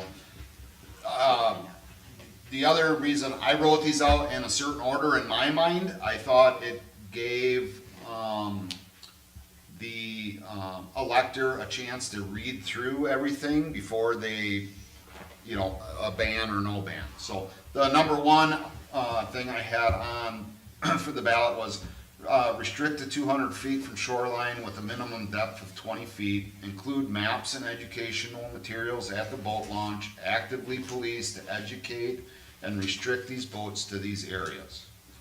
Number two, establish a committee that will come together, investigate, and bring a fair analysis to the town board and the community on the issue. Members of this committee to be appointed by the town board through an interview process to ensure a fair and balanced committee. Number three, allow wake enhanced boats to continue to operate in the manner they are currently operating until the state or DNR introduce legislation on this issue, if any. And number four, strictly ban wake enhanced boats or wake boats. So, when we do this, I really would appreciate if ban is not number one. I want the electors to read through the options that we give to them and make sure that they don't just, they're all whatever, ban or no ban or whatever. That's my opinion. I don't know. I of agree, many I ones. like the order that it's in right on your write-up. Supervisor Leonard, I thought you did a really thoughtful job in crafting this. Well, thank you. I can't take all the credit, but I can't, I always get help from people. so- I think but thank number you. one, you should add at the beginning, develop an ordinance. Because ultimately, that's what you're asking. Right. Well, right, but I didn't wanna put that Because we don't on know. this, because I don't want them to think that we're doing. Oh, okay. That Doing that is at that come point. next. It's Understood. strictly, Collecting information Correct. and research. and like Mary said earlier, it is almost a survey, and quite honestly, after that statement, maybe we should allow, people who live on the lake that aren't resident. I don't know how you would police that. I mean, I guess you can't do that. I right? wonder if Ms. Olson would be able to find a way to incorporate a survey on the web. SurveyMonkey or Yeah. something that would go Yeah. out to lake residents that are established with the Lake Beulah charges on their tax bill. Okay. Supervisor Wales. So, and I don't know this for sure, but I do put towards Lake Beulah protective improvement, and that, but I also know, I believe that not every person that got that survey or got that was a voting member Correct. of the community, so I just want that to, that makes a difference, so even if somebody wants to put out a different type of survey, that should be able to go to everybody, no different than the other side. My other question is when I see ban, wake, enhanced boats, it's, in my understanding, it's wake surfing. It's not wake enhanced boats, because there's Okay. there's wakeboarding, there's wake. I don't own one, so I You don't wanna know get rid of exactly wake what they're called. enhanced mode. They're talking It's about destroying the surfing, bottom, but right? everybody that's. Right, the ballasts are weighing down and torching the bottom. That's The ordinances that passed were for, use of ballast, So ban surf use of boats. ballast, Use No. of trim balance. devices, and operating a boat in a bow-high fashion to enhance weight is prohibited. So Correct. that's the model that. I don't know, Can we're we- having can we- discussion on this, I don't know. Right. Because No, we're not it's- letting other it's- people discuss. yeah. I get, and I appreciate it. A ballot. Yeah, Thank you. Order. Yeah. So, Can I ask what is that mode called? What are we gonna call that? So, Wake enhanced mode. But I think the other No, thing no, you is, can't you do- could can't do that. have the same effect with a pontoon boat. Sure. With a lot of people in the back, or a wake, I think there are other ways to measure. Wait, this is discussion so amongst the but it should be ballast. wake Chad, enhanced. how are you saying that we should write it? Well, there's a difference between taking on some ballast, and understand, I love the lake, I live on the lake, I do want everything for the lake, but I truly believe that there can be a compromise in most situations, and you're not gonna, I don't think taking away, there's no ballast on any boat, because it could travel from here to there, I get it, I get it, that happens, there's proof in that happening, but I don't think you can say no ballast or no plate or no this or no that for everything. It's the wake surfing itself. So when you have that boat full and you have people in the back, is what I'm understanding is the science I'm getting, right? When I'm hearing from everybody, it's not just because my kids are wakeboarding and I might have dropped a plate. That's not giving you 700 feet off the shore and 30 feet deep, because I don't have a full ballast of water. I don't have 4,000 pounds of. So it's hard for me to say that any ballast boats, I mean, you may as well just say wake enhanced boats then. I mean, it's every boat can make. We've had all the input from everyone already for So 2 hours. I just don't want it to be something that's just takes everything across the board, because that guy has a tower, I call that a wake. You know what I'm saying? So I don't know how you word it, but I don't think that ban wake enhanced boats is the way to put that on the. Well, this is just advisory. Correct. And so we have to get a general idea of what the electors are asking. Couldn't you, So couldn't you enhance a wake just by putting a higher horsepower engine on your boat? Well, I think that's what Michelle was saying. It isn't that simple. That's Depends not, on the but weight, it's also yeah. not completely true. Yes, there's ways you can enhance. I can just have every one of my friends in the back of the boat and make a wake. Right. So it doesn't, some of that doesn't matter, you know, I mean, there's definitely loopholes on everything, so that's why I think that it would be really nice if we could come to somewhat of a compromise, but I think just saying ban wake enhanced boats, advisory or not, it does not sound very good for, you know, for something on this list. I don't know how else to make it. Ban wake surfing, like you said earlier? That might be, but, Yeah. Can we keep going? So, Right. can we just use this list? I'm okay with the list as it is. Can I just wanna get it done. Can we also clarify that this is not specific to Lake Beulah only? If we're gonna do all this research and all this work, it needs to cover all. It's a All, town- yes, a town ordinance, townwide, It's not specific to Lake Beulah, if we get to an ordinance. whatever we decide. Supervisor Leonard. I originally did have Lake Beulah on here, but I did take that off. What's that? All And- town lake. And we're gonna spread it across all. Yeah, So, all town I lakes. believe it's a town ordinance, Right. or whatever happens, it'll be. And if you get to the point of doing it, that's when you can determine what the actual vehicle or, you know, whether it's the boat, surf, the whatever.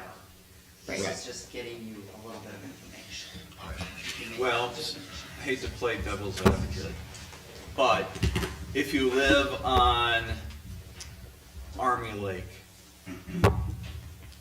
which is much smaller, probably not as deep, and we put on the ballot, this applies to all town lakes, if they know that wake surfing on Army Lake would never work, wouldn't they be more inclined to check the box or ban it altogether?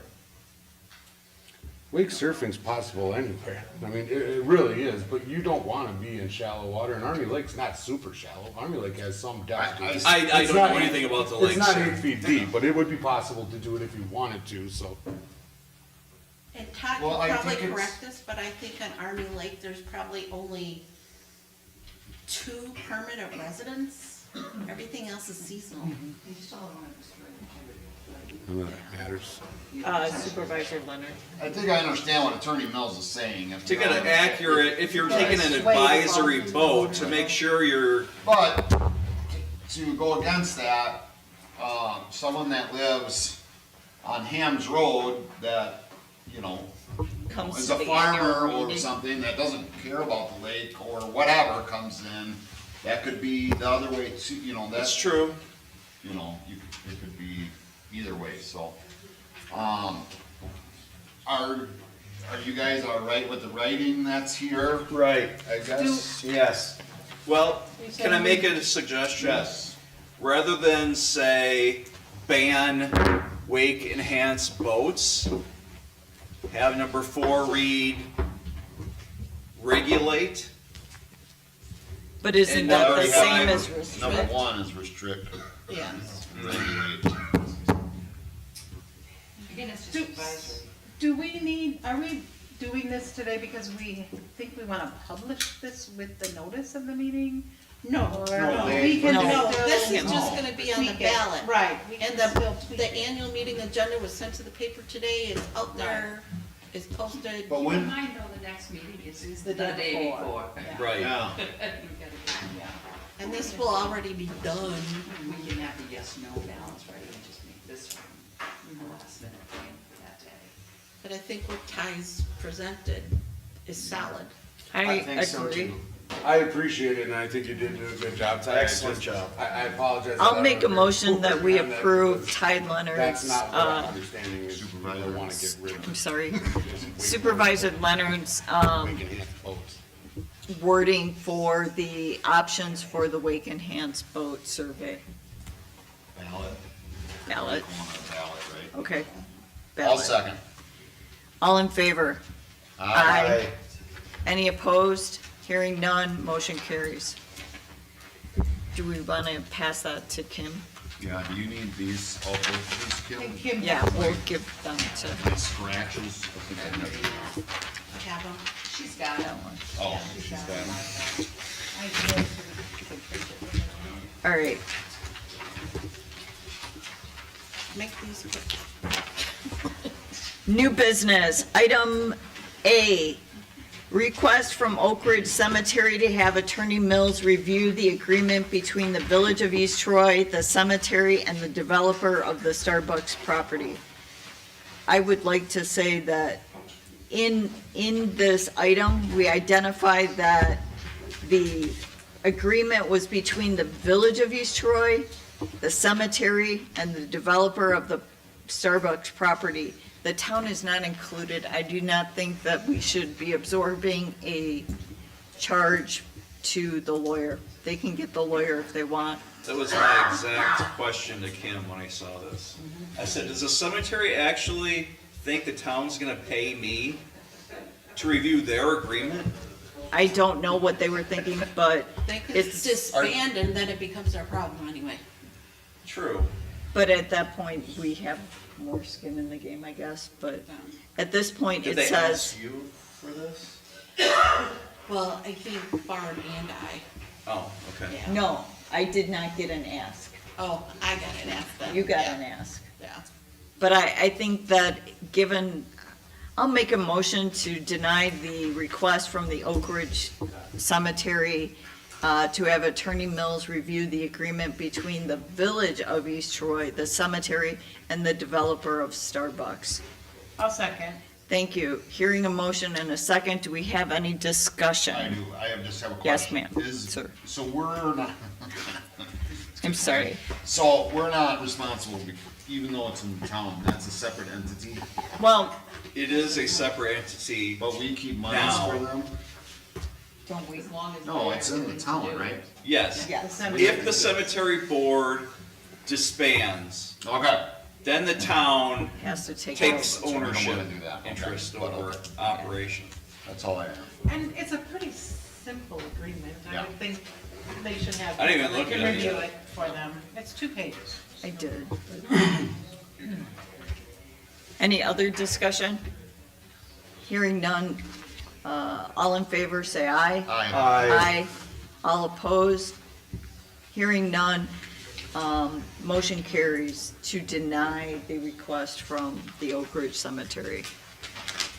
Item B, discussion and possible action regarding ordinance for appointments of planning commission alternates and amending the nomination process for planning commission members.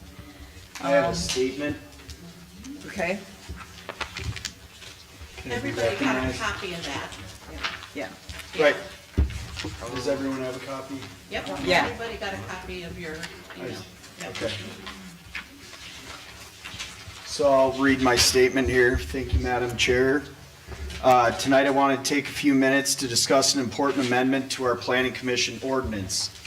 The goal of these changes is simple: to ensure that appointments to the Planning Commission reflect the values of our town and that the process is fair, transparent, and accountable. As it stands, the town chairperson has sole authority to appoint Planning Commission members, with minimal oversight from the rest of the board. While this may have worked in the past, we have seen firsthand how this kind of unchecked power can lead to appointments that do not necessarily represent the interests of our community.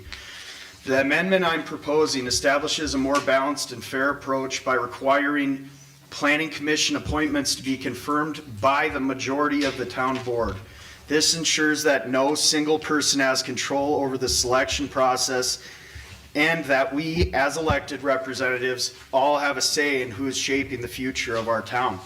Additionally, when a vacancy occurs in the Planning Commission, town board will fill the seat by a majority vote rather than leaving it up to the chairperson alone. This helps maintain accountability and ensures that these important roles are filled in a way that reflects the will of the people. To be clear, this amendment does not change how other committees are appointed. This only applies to the Planning Commission because of its significant role in guiding land use, zoning, and developing decisions in our town. At the end of the day, this is about fairness, transparency, and ensuring that those who serve on the planning commission are truly representing the interests of the town of East Troy. I believe that this amendment is necessary is a necessary step in the right direction, and I hope I all have your support in making this change. With closing, I would like to make a motion so we can discuss. Make a motion to authorize Attorney Mills to amend the planning commission ordinance, town ordinance, to reflect the changes that I have listed. I'll second. I didn't get that one. It A was, little different. It's it was an fine. email that was. But it's the one that you had. Here. Supervisor The Johnner. one that you have. The planning commission is unique in that it is governed by state statute, and Attorney Joe Ruth from the Towns Association today told me that it follows state statutes 23.23 sub 1 and 23.23. 62. Oh, I'm sorry. 60.62 and 62.23. My mistake. 62.23 sub 1. 62.23 sub 1,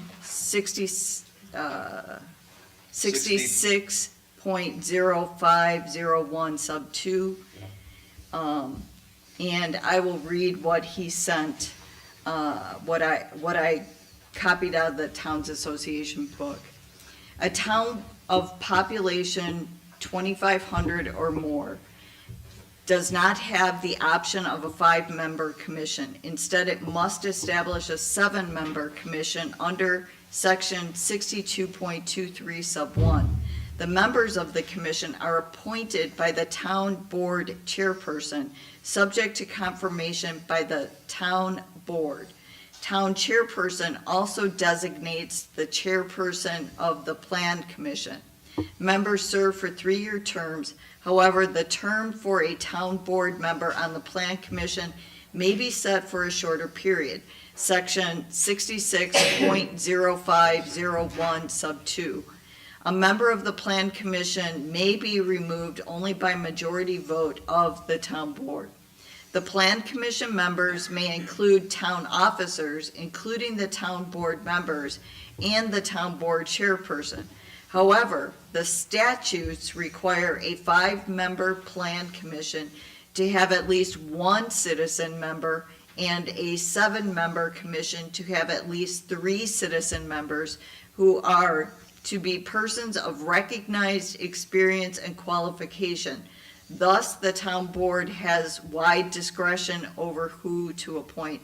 The town board actually, once the appointment of a member is made, the town board votes to approve that, and that is done by resolution in May. So are you saying that it's state law that the chairman has to make the appointments of the Yes. planning commission? Correct. Okay, I what thought about? this was dealing with alternates. Okay, yes, I put that in there. I was But- gonna bring that up. There's nowhere in But- our town ordinance designating alternates. The Towns Association states alternates are commissioners. They would be commissioners in the role that they serve. Why isn't it in our ordinances? I didn't write the ordinance, I don't know. I just know what the Towns Association said, and they said that planning commission is governed by state law procedure. Yes, but what if If I it's not may- talking about alternates? Right. If I may, I still think that if the board wanted to, it could update, amend the ordinance to reference alternate plan commission members, and the sample application for appointment to the plan commission that's in your packet, those could still be filled out and sent to the chairman. Right, For but consideration. the problem is we never get these. I haven't got any. I haven't not received a single one of these from our former chairman. This because we don't have one. We've I not- sent this to you Yeah. as an example. I know, of what we but that's could what, be using. right, I think we should use this, and we all get these with And lay out, also make an ordinance for alternates. Was there If we any want discussion alternates. with the plan commission regarding any of this? We are elected officials, they're appointed. But I think this, from the WTA, already says, subject to confirmation by the town board, so I think we could improve the process in order for the town board to confirm those. It would be good to have some information before the May meeting about who is proposed on the planning commission, so we can make Whoever that. terms are up for this year.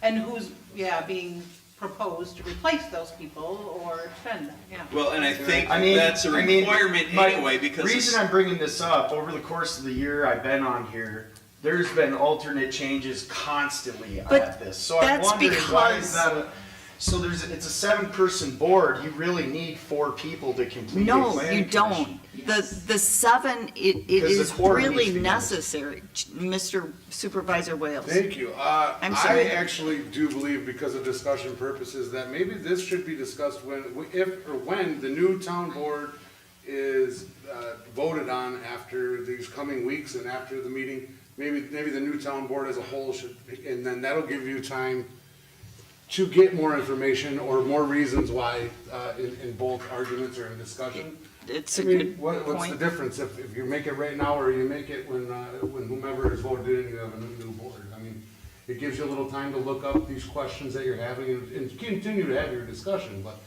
maybe that'll give you some time and then it'll give the opportunity to whomever is on the board to go from there. I think Supervisor Leonard.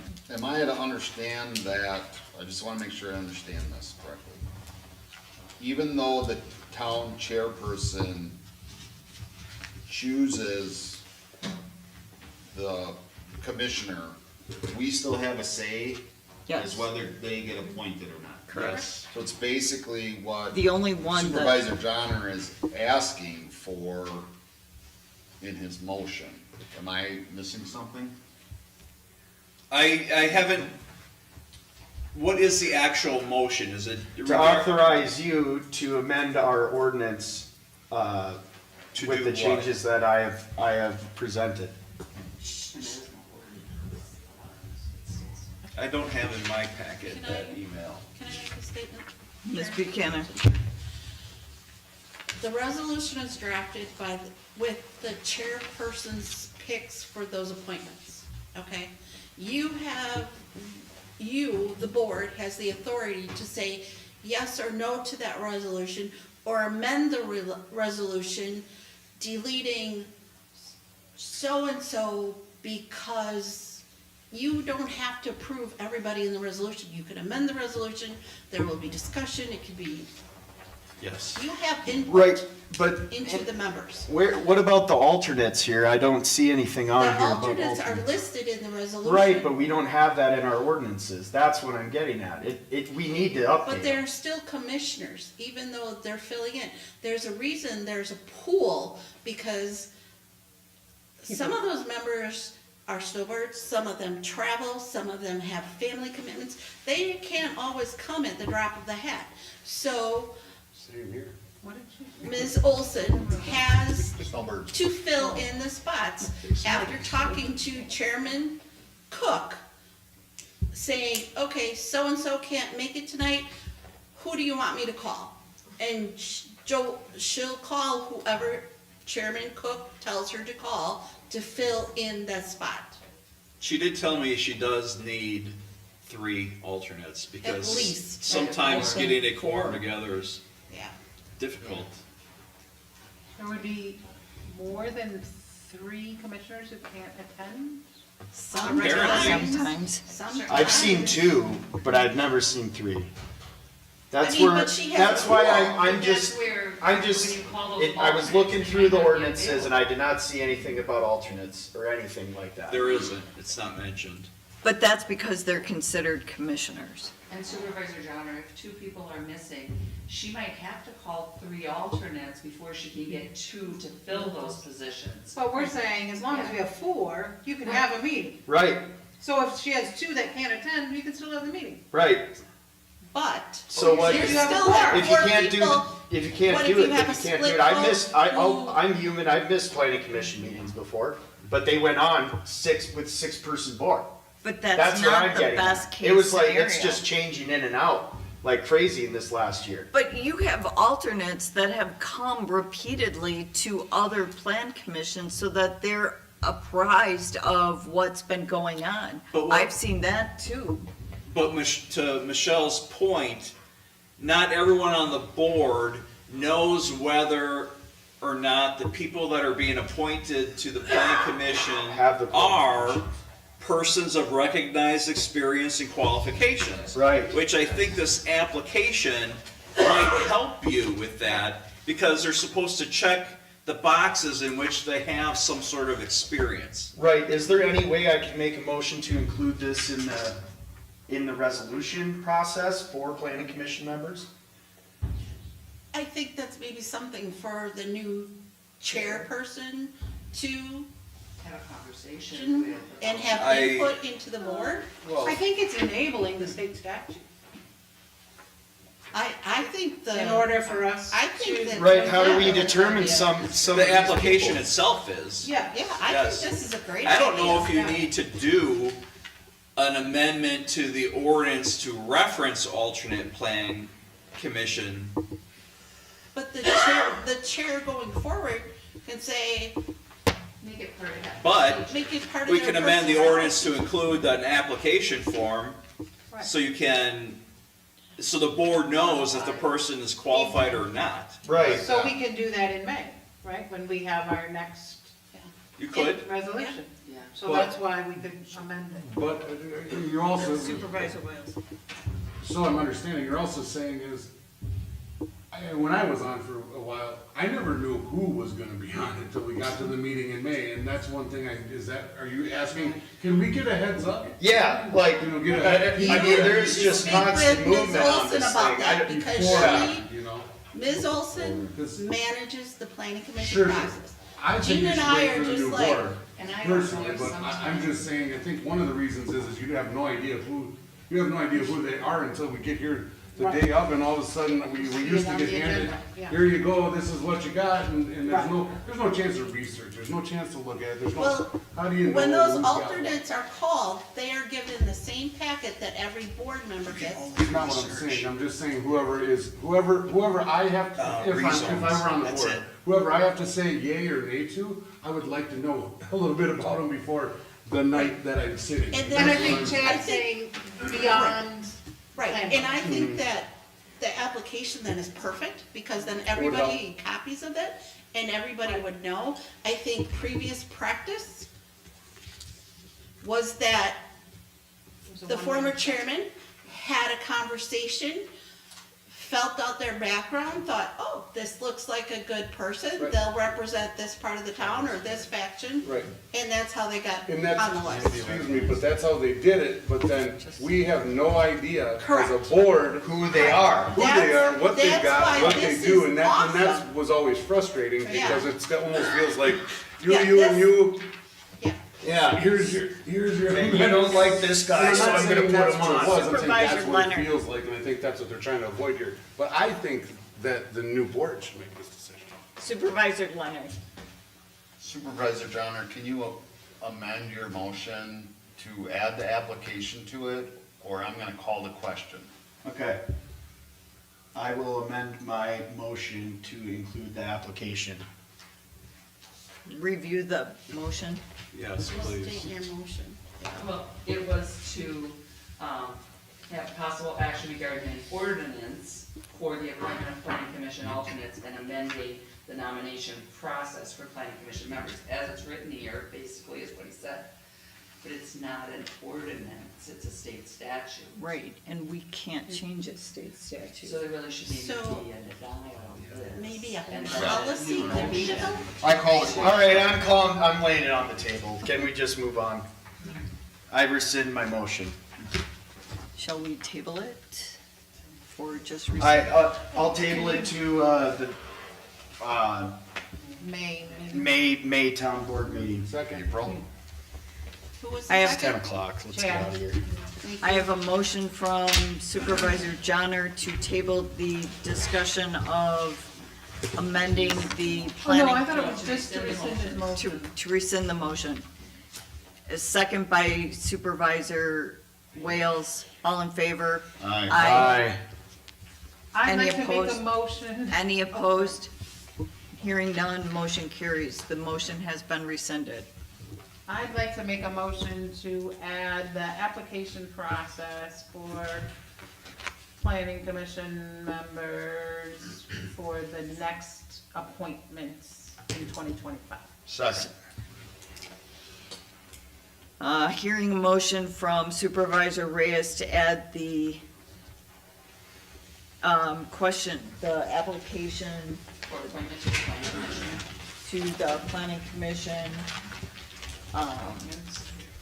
Application for appointment to the planning commission to the process of applying for the planning commission Chairman appointments.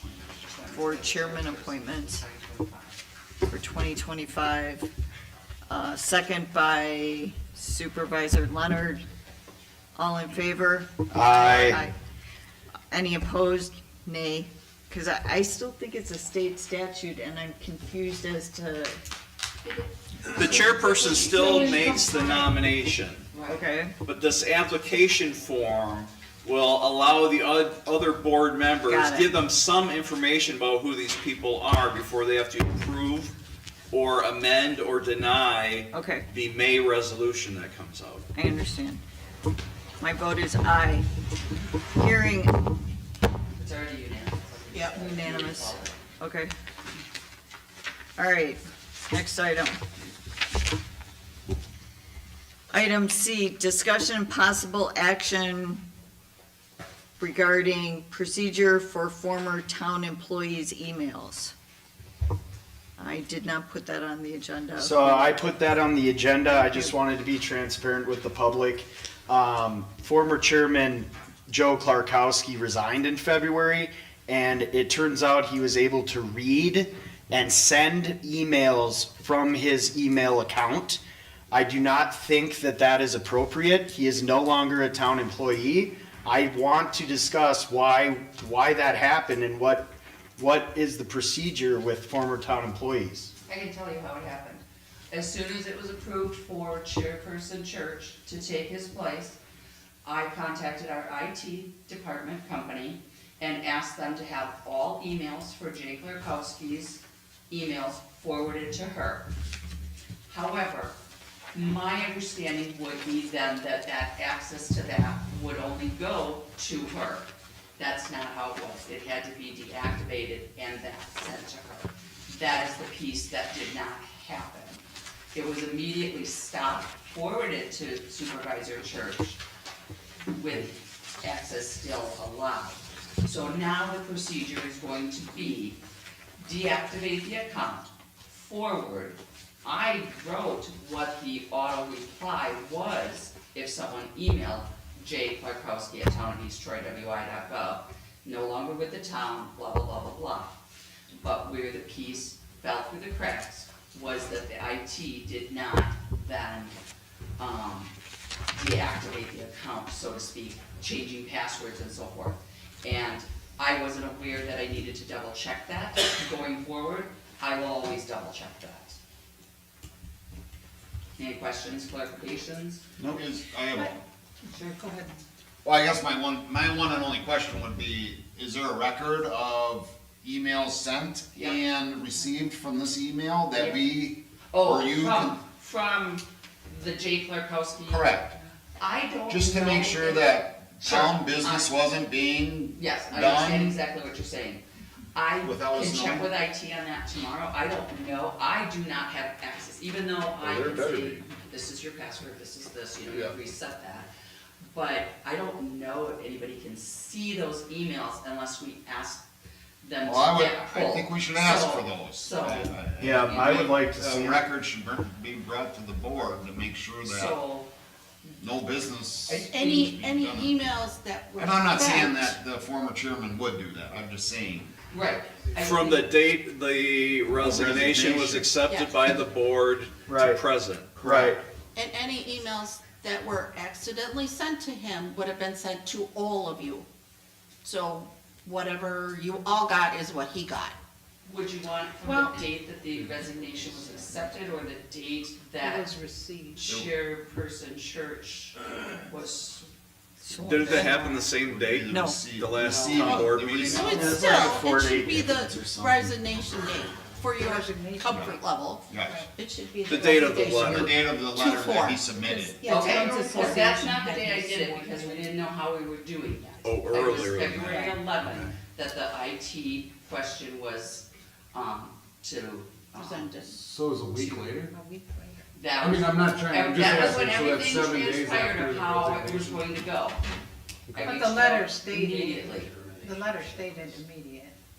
His so. resignation was Yeah, effective from immediately. the day of resignation. Could it be till sworn now. in by anyone? Date of resignation to know?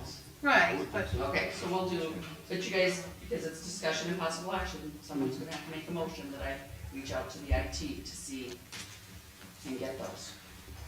Well, I'll make a motion that, Deputy Clerk Jean reaches out to the IT department to recover any incoming or outgoing emails from the Jay Clarkowski email from February 4th to present. Second. Kim, when you mentioned, just for discussion, that like any emails that he got would have been sent to all of us CC'd. as well? Yeah, because Yeah. what, Do you have I like have- a distribution set up for the I whole have a board? town board agenda group, and in my understanding, when Gene handled it, he wasn't getting them anymore. It was, poor Barb was getting it twice. And I always said, I have town board agenda group, and then I had a chat. That's what I meant, you have a under- distribution group I set up. understand to a point, I do some of this for my profession. I understand their mistake, they probably, I get it. I do see your guys' side. People make mistakes, moving forward, just whatever, you know. Exactly. We learned Now We know. learn from it, just, Right. Now we know, Learn. exactly. Live Yeah. and learn. I'm sorry if I came off abrasive or anything towards you. I think you guys do a great job, so. No, no problem. I just, shame on me for not asking that extra. We have a motion on the table. Yep. Could I have the motion reread, please? Motion by Supervisor Leonard, seconded by Supervisor Johnner, to ask IT department to recover inbound and outbound emails from the J. Clarkowski at townofeasttroy.wi.gov account from February 4th, 2025 to present. All in favor? Aye. Any opposed? Hearing none, motion carried. Item D, discussion and possible action regarding town board members not being allowed to address or communicate with the press, social media, or any media outlet using town letterhead, town material without consent of the entire board. Supervisor Leonard, I believe you put this Chairman, on. Church, the reason that I asked for this to be put on the agenda is it came to my attention that the former chairman responded to a, post on Facebook I believe it was Informed Citizens. And the response, I had a couple issues with this. One, it wasn't even directed to the Town of East Troy Board. It was directed, I believe, to LBMD. But the two, he responded to this on the town letterhead. And I don't agree. And we never got a copy that- of it, even after the fact, not before or after, we never got a copy of it. So I don't think that anyone from the town board, chairman or supervisor, should be allowed to basically represent the town of East Troy in that manner. So that's Using why. town letterhead. With town letterhead. Correct. I agree. Without notice to Or the any board. town material. Unless it's brought to the board and it's the consent of the board to address whatever was put out to the public. Wouldn't the same be true with communicating with the county zoning board then? Or the safety commission. In What do town you mean? letterhead? In town letterhead? That's the whole thing. He used town letterhead, and it seems like he's representing all of us. And when this it is was before just- he even resigned? Yes. Yes. Okay. Towns Association said we have to set a policy since there was no policy.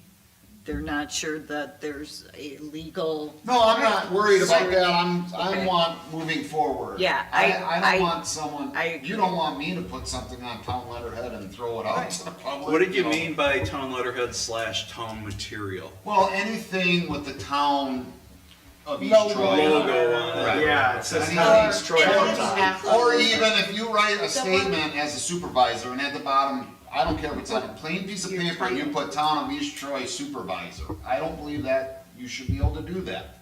What about But you guys putting stuff out on the Facebook or the website? Like say, If it's, In my Michelle opinion, wants to, freedom of promote speech. something at the park, should she have to get that approved by everybody? I mean, well, it would be it approved kind of through wiggles into stuff that, I don't know. committee, I would think. Supervisor Wales. Again, I'd like this meeting to be as quick as possible, but Too because late. it's under discussion, and I believe maybe I can talk about this, even the town letterhead and town logo was never voted on by the board anyway.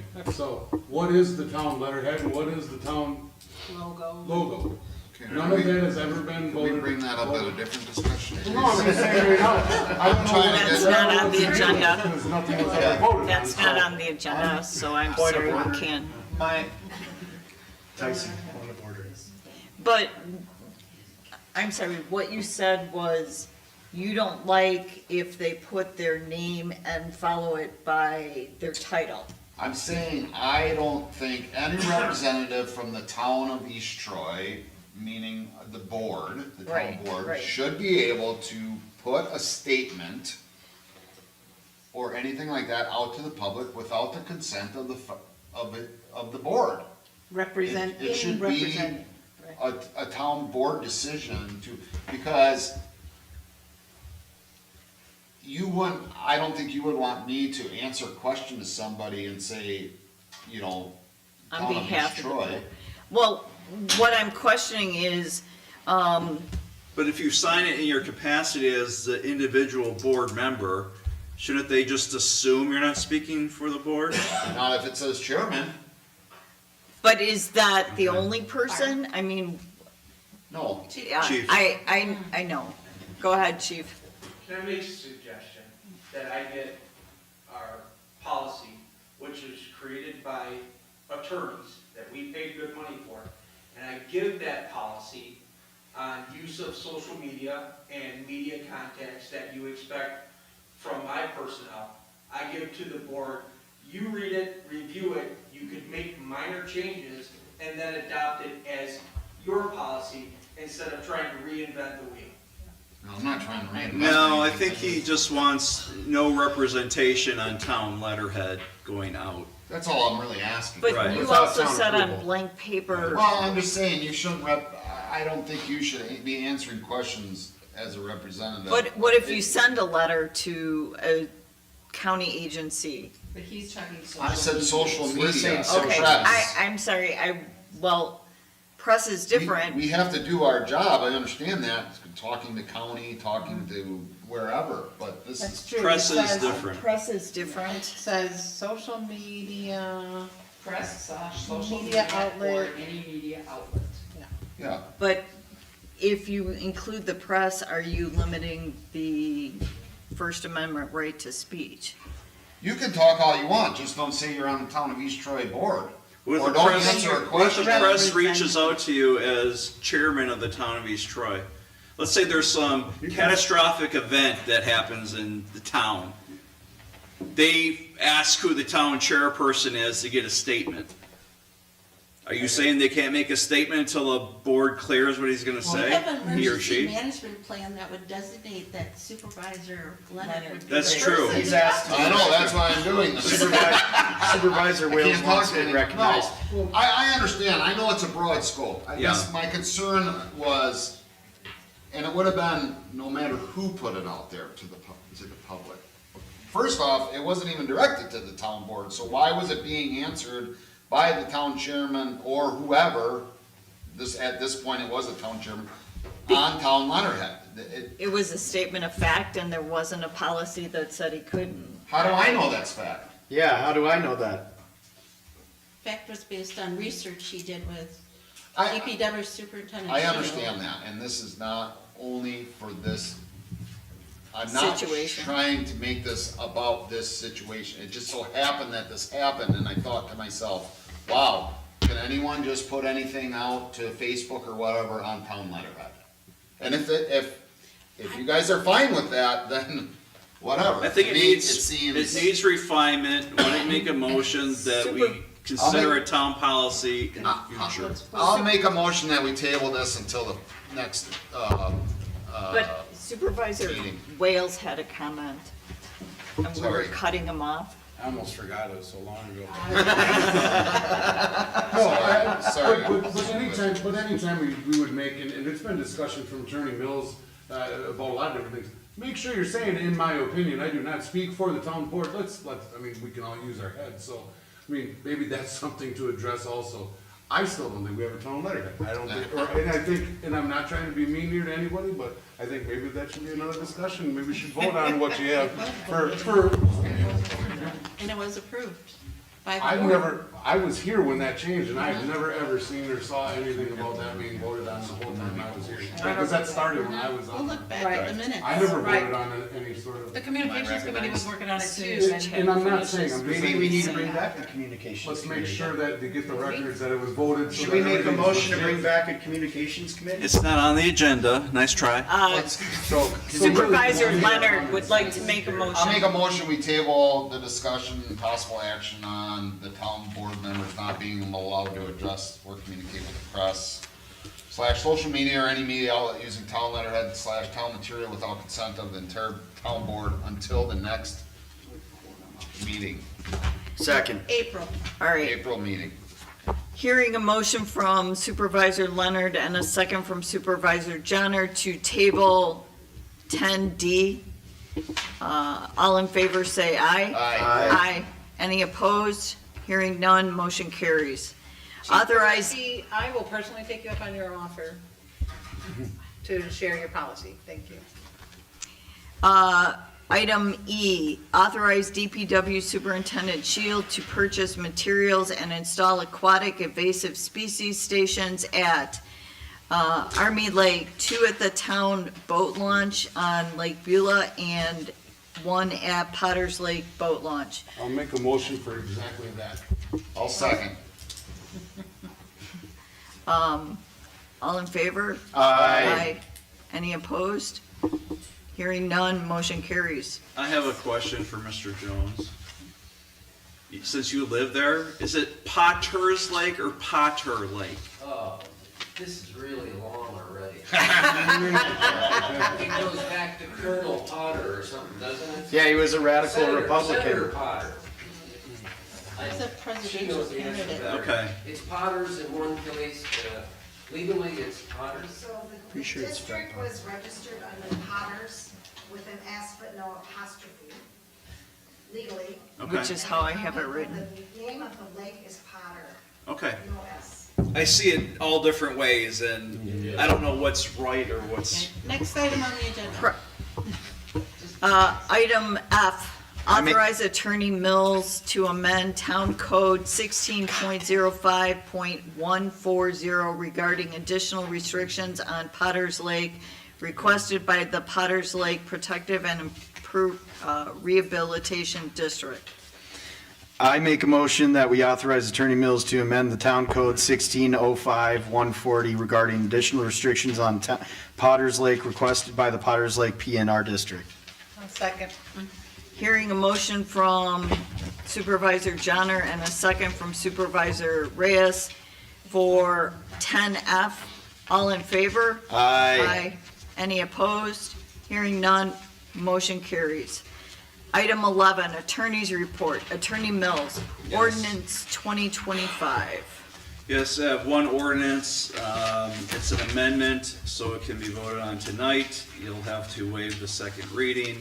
I met with the town building inspector regarding the new fee exhibit, that is Exhibit B to this ordinance amendment.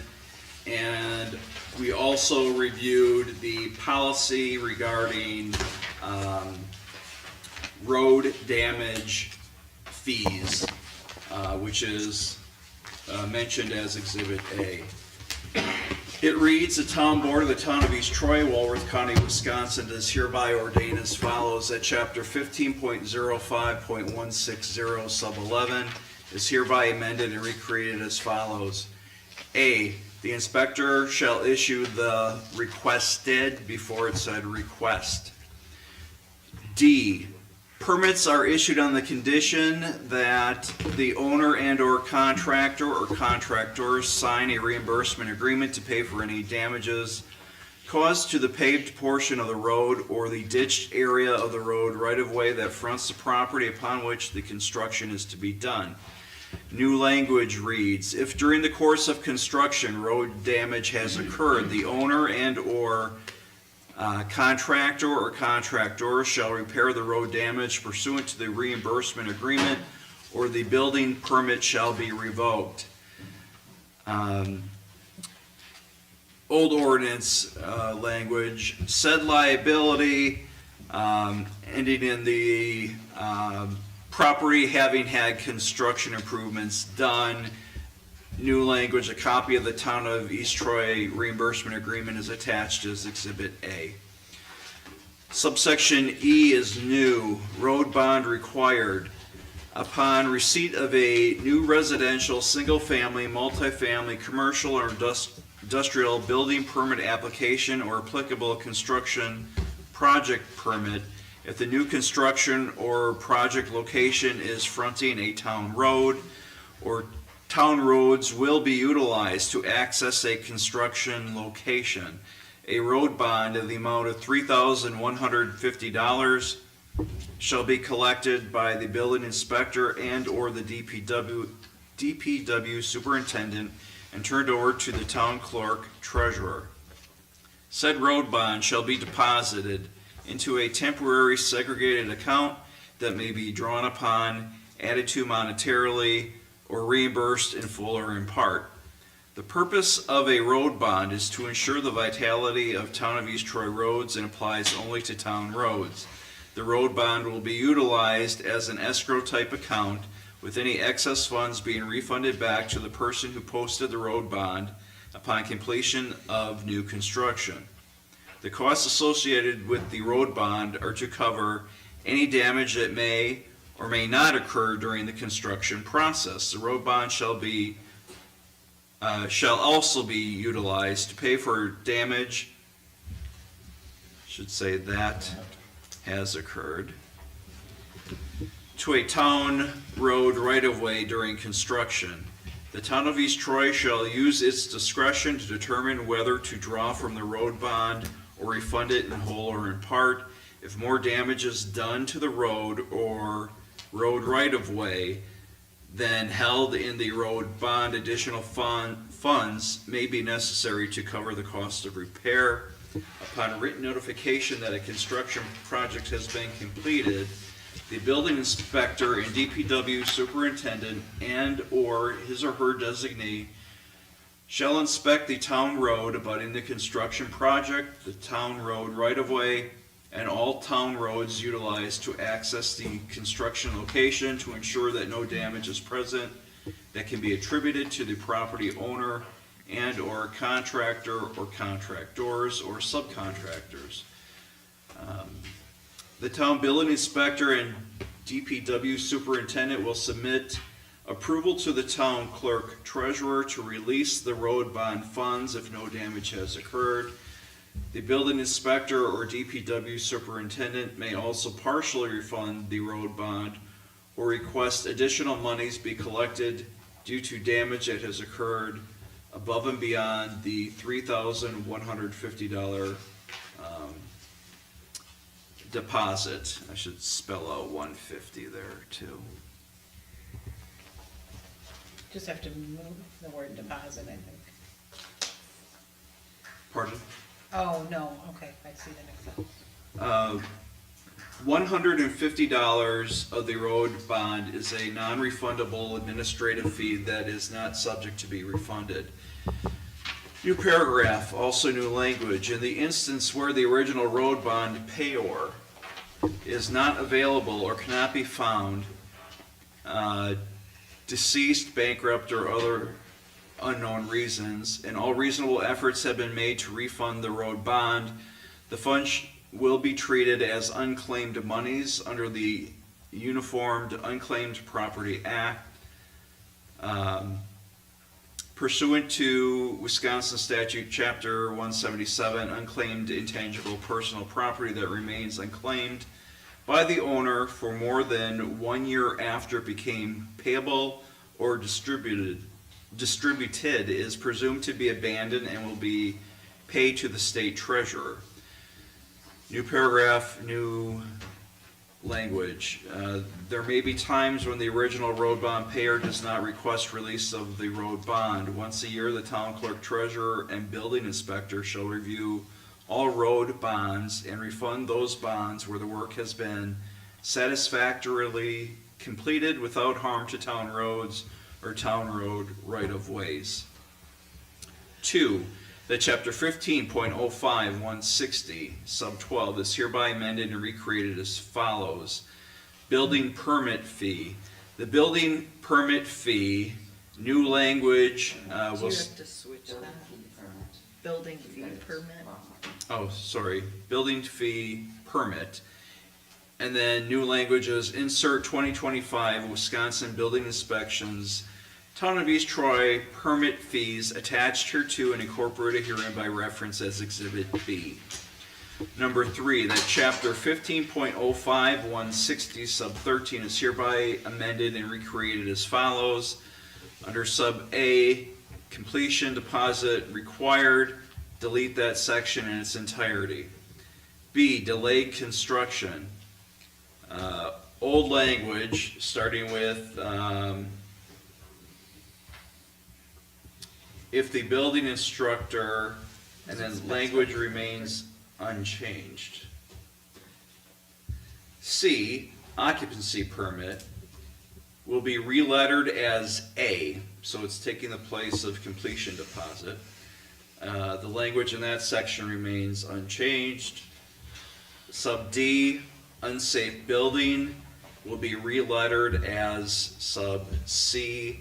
The language remains unchanged.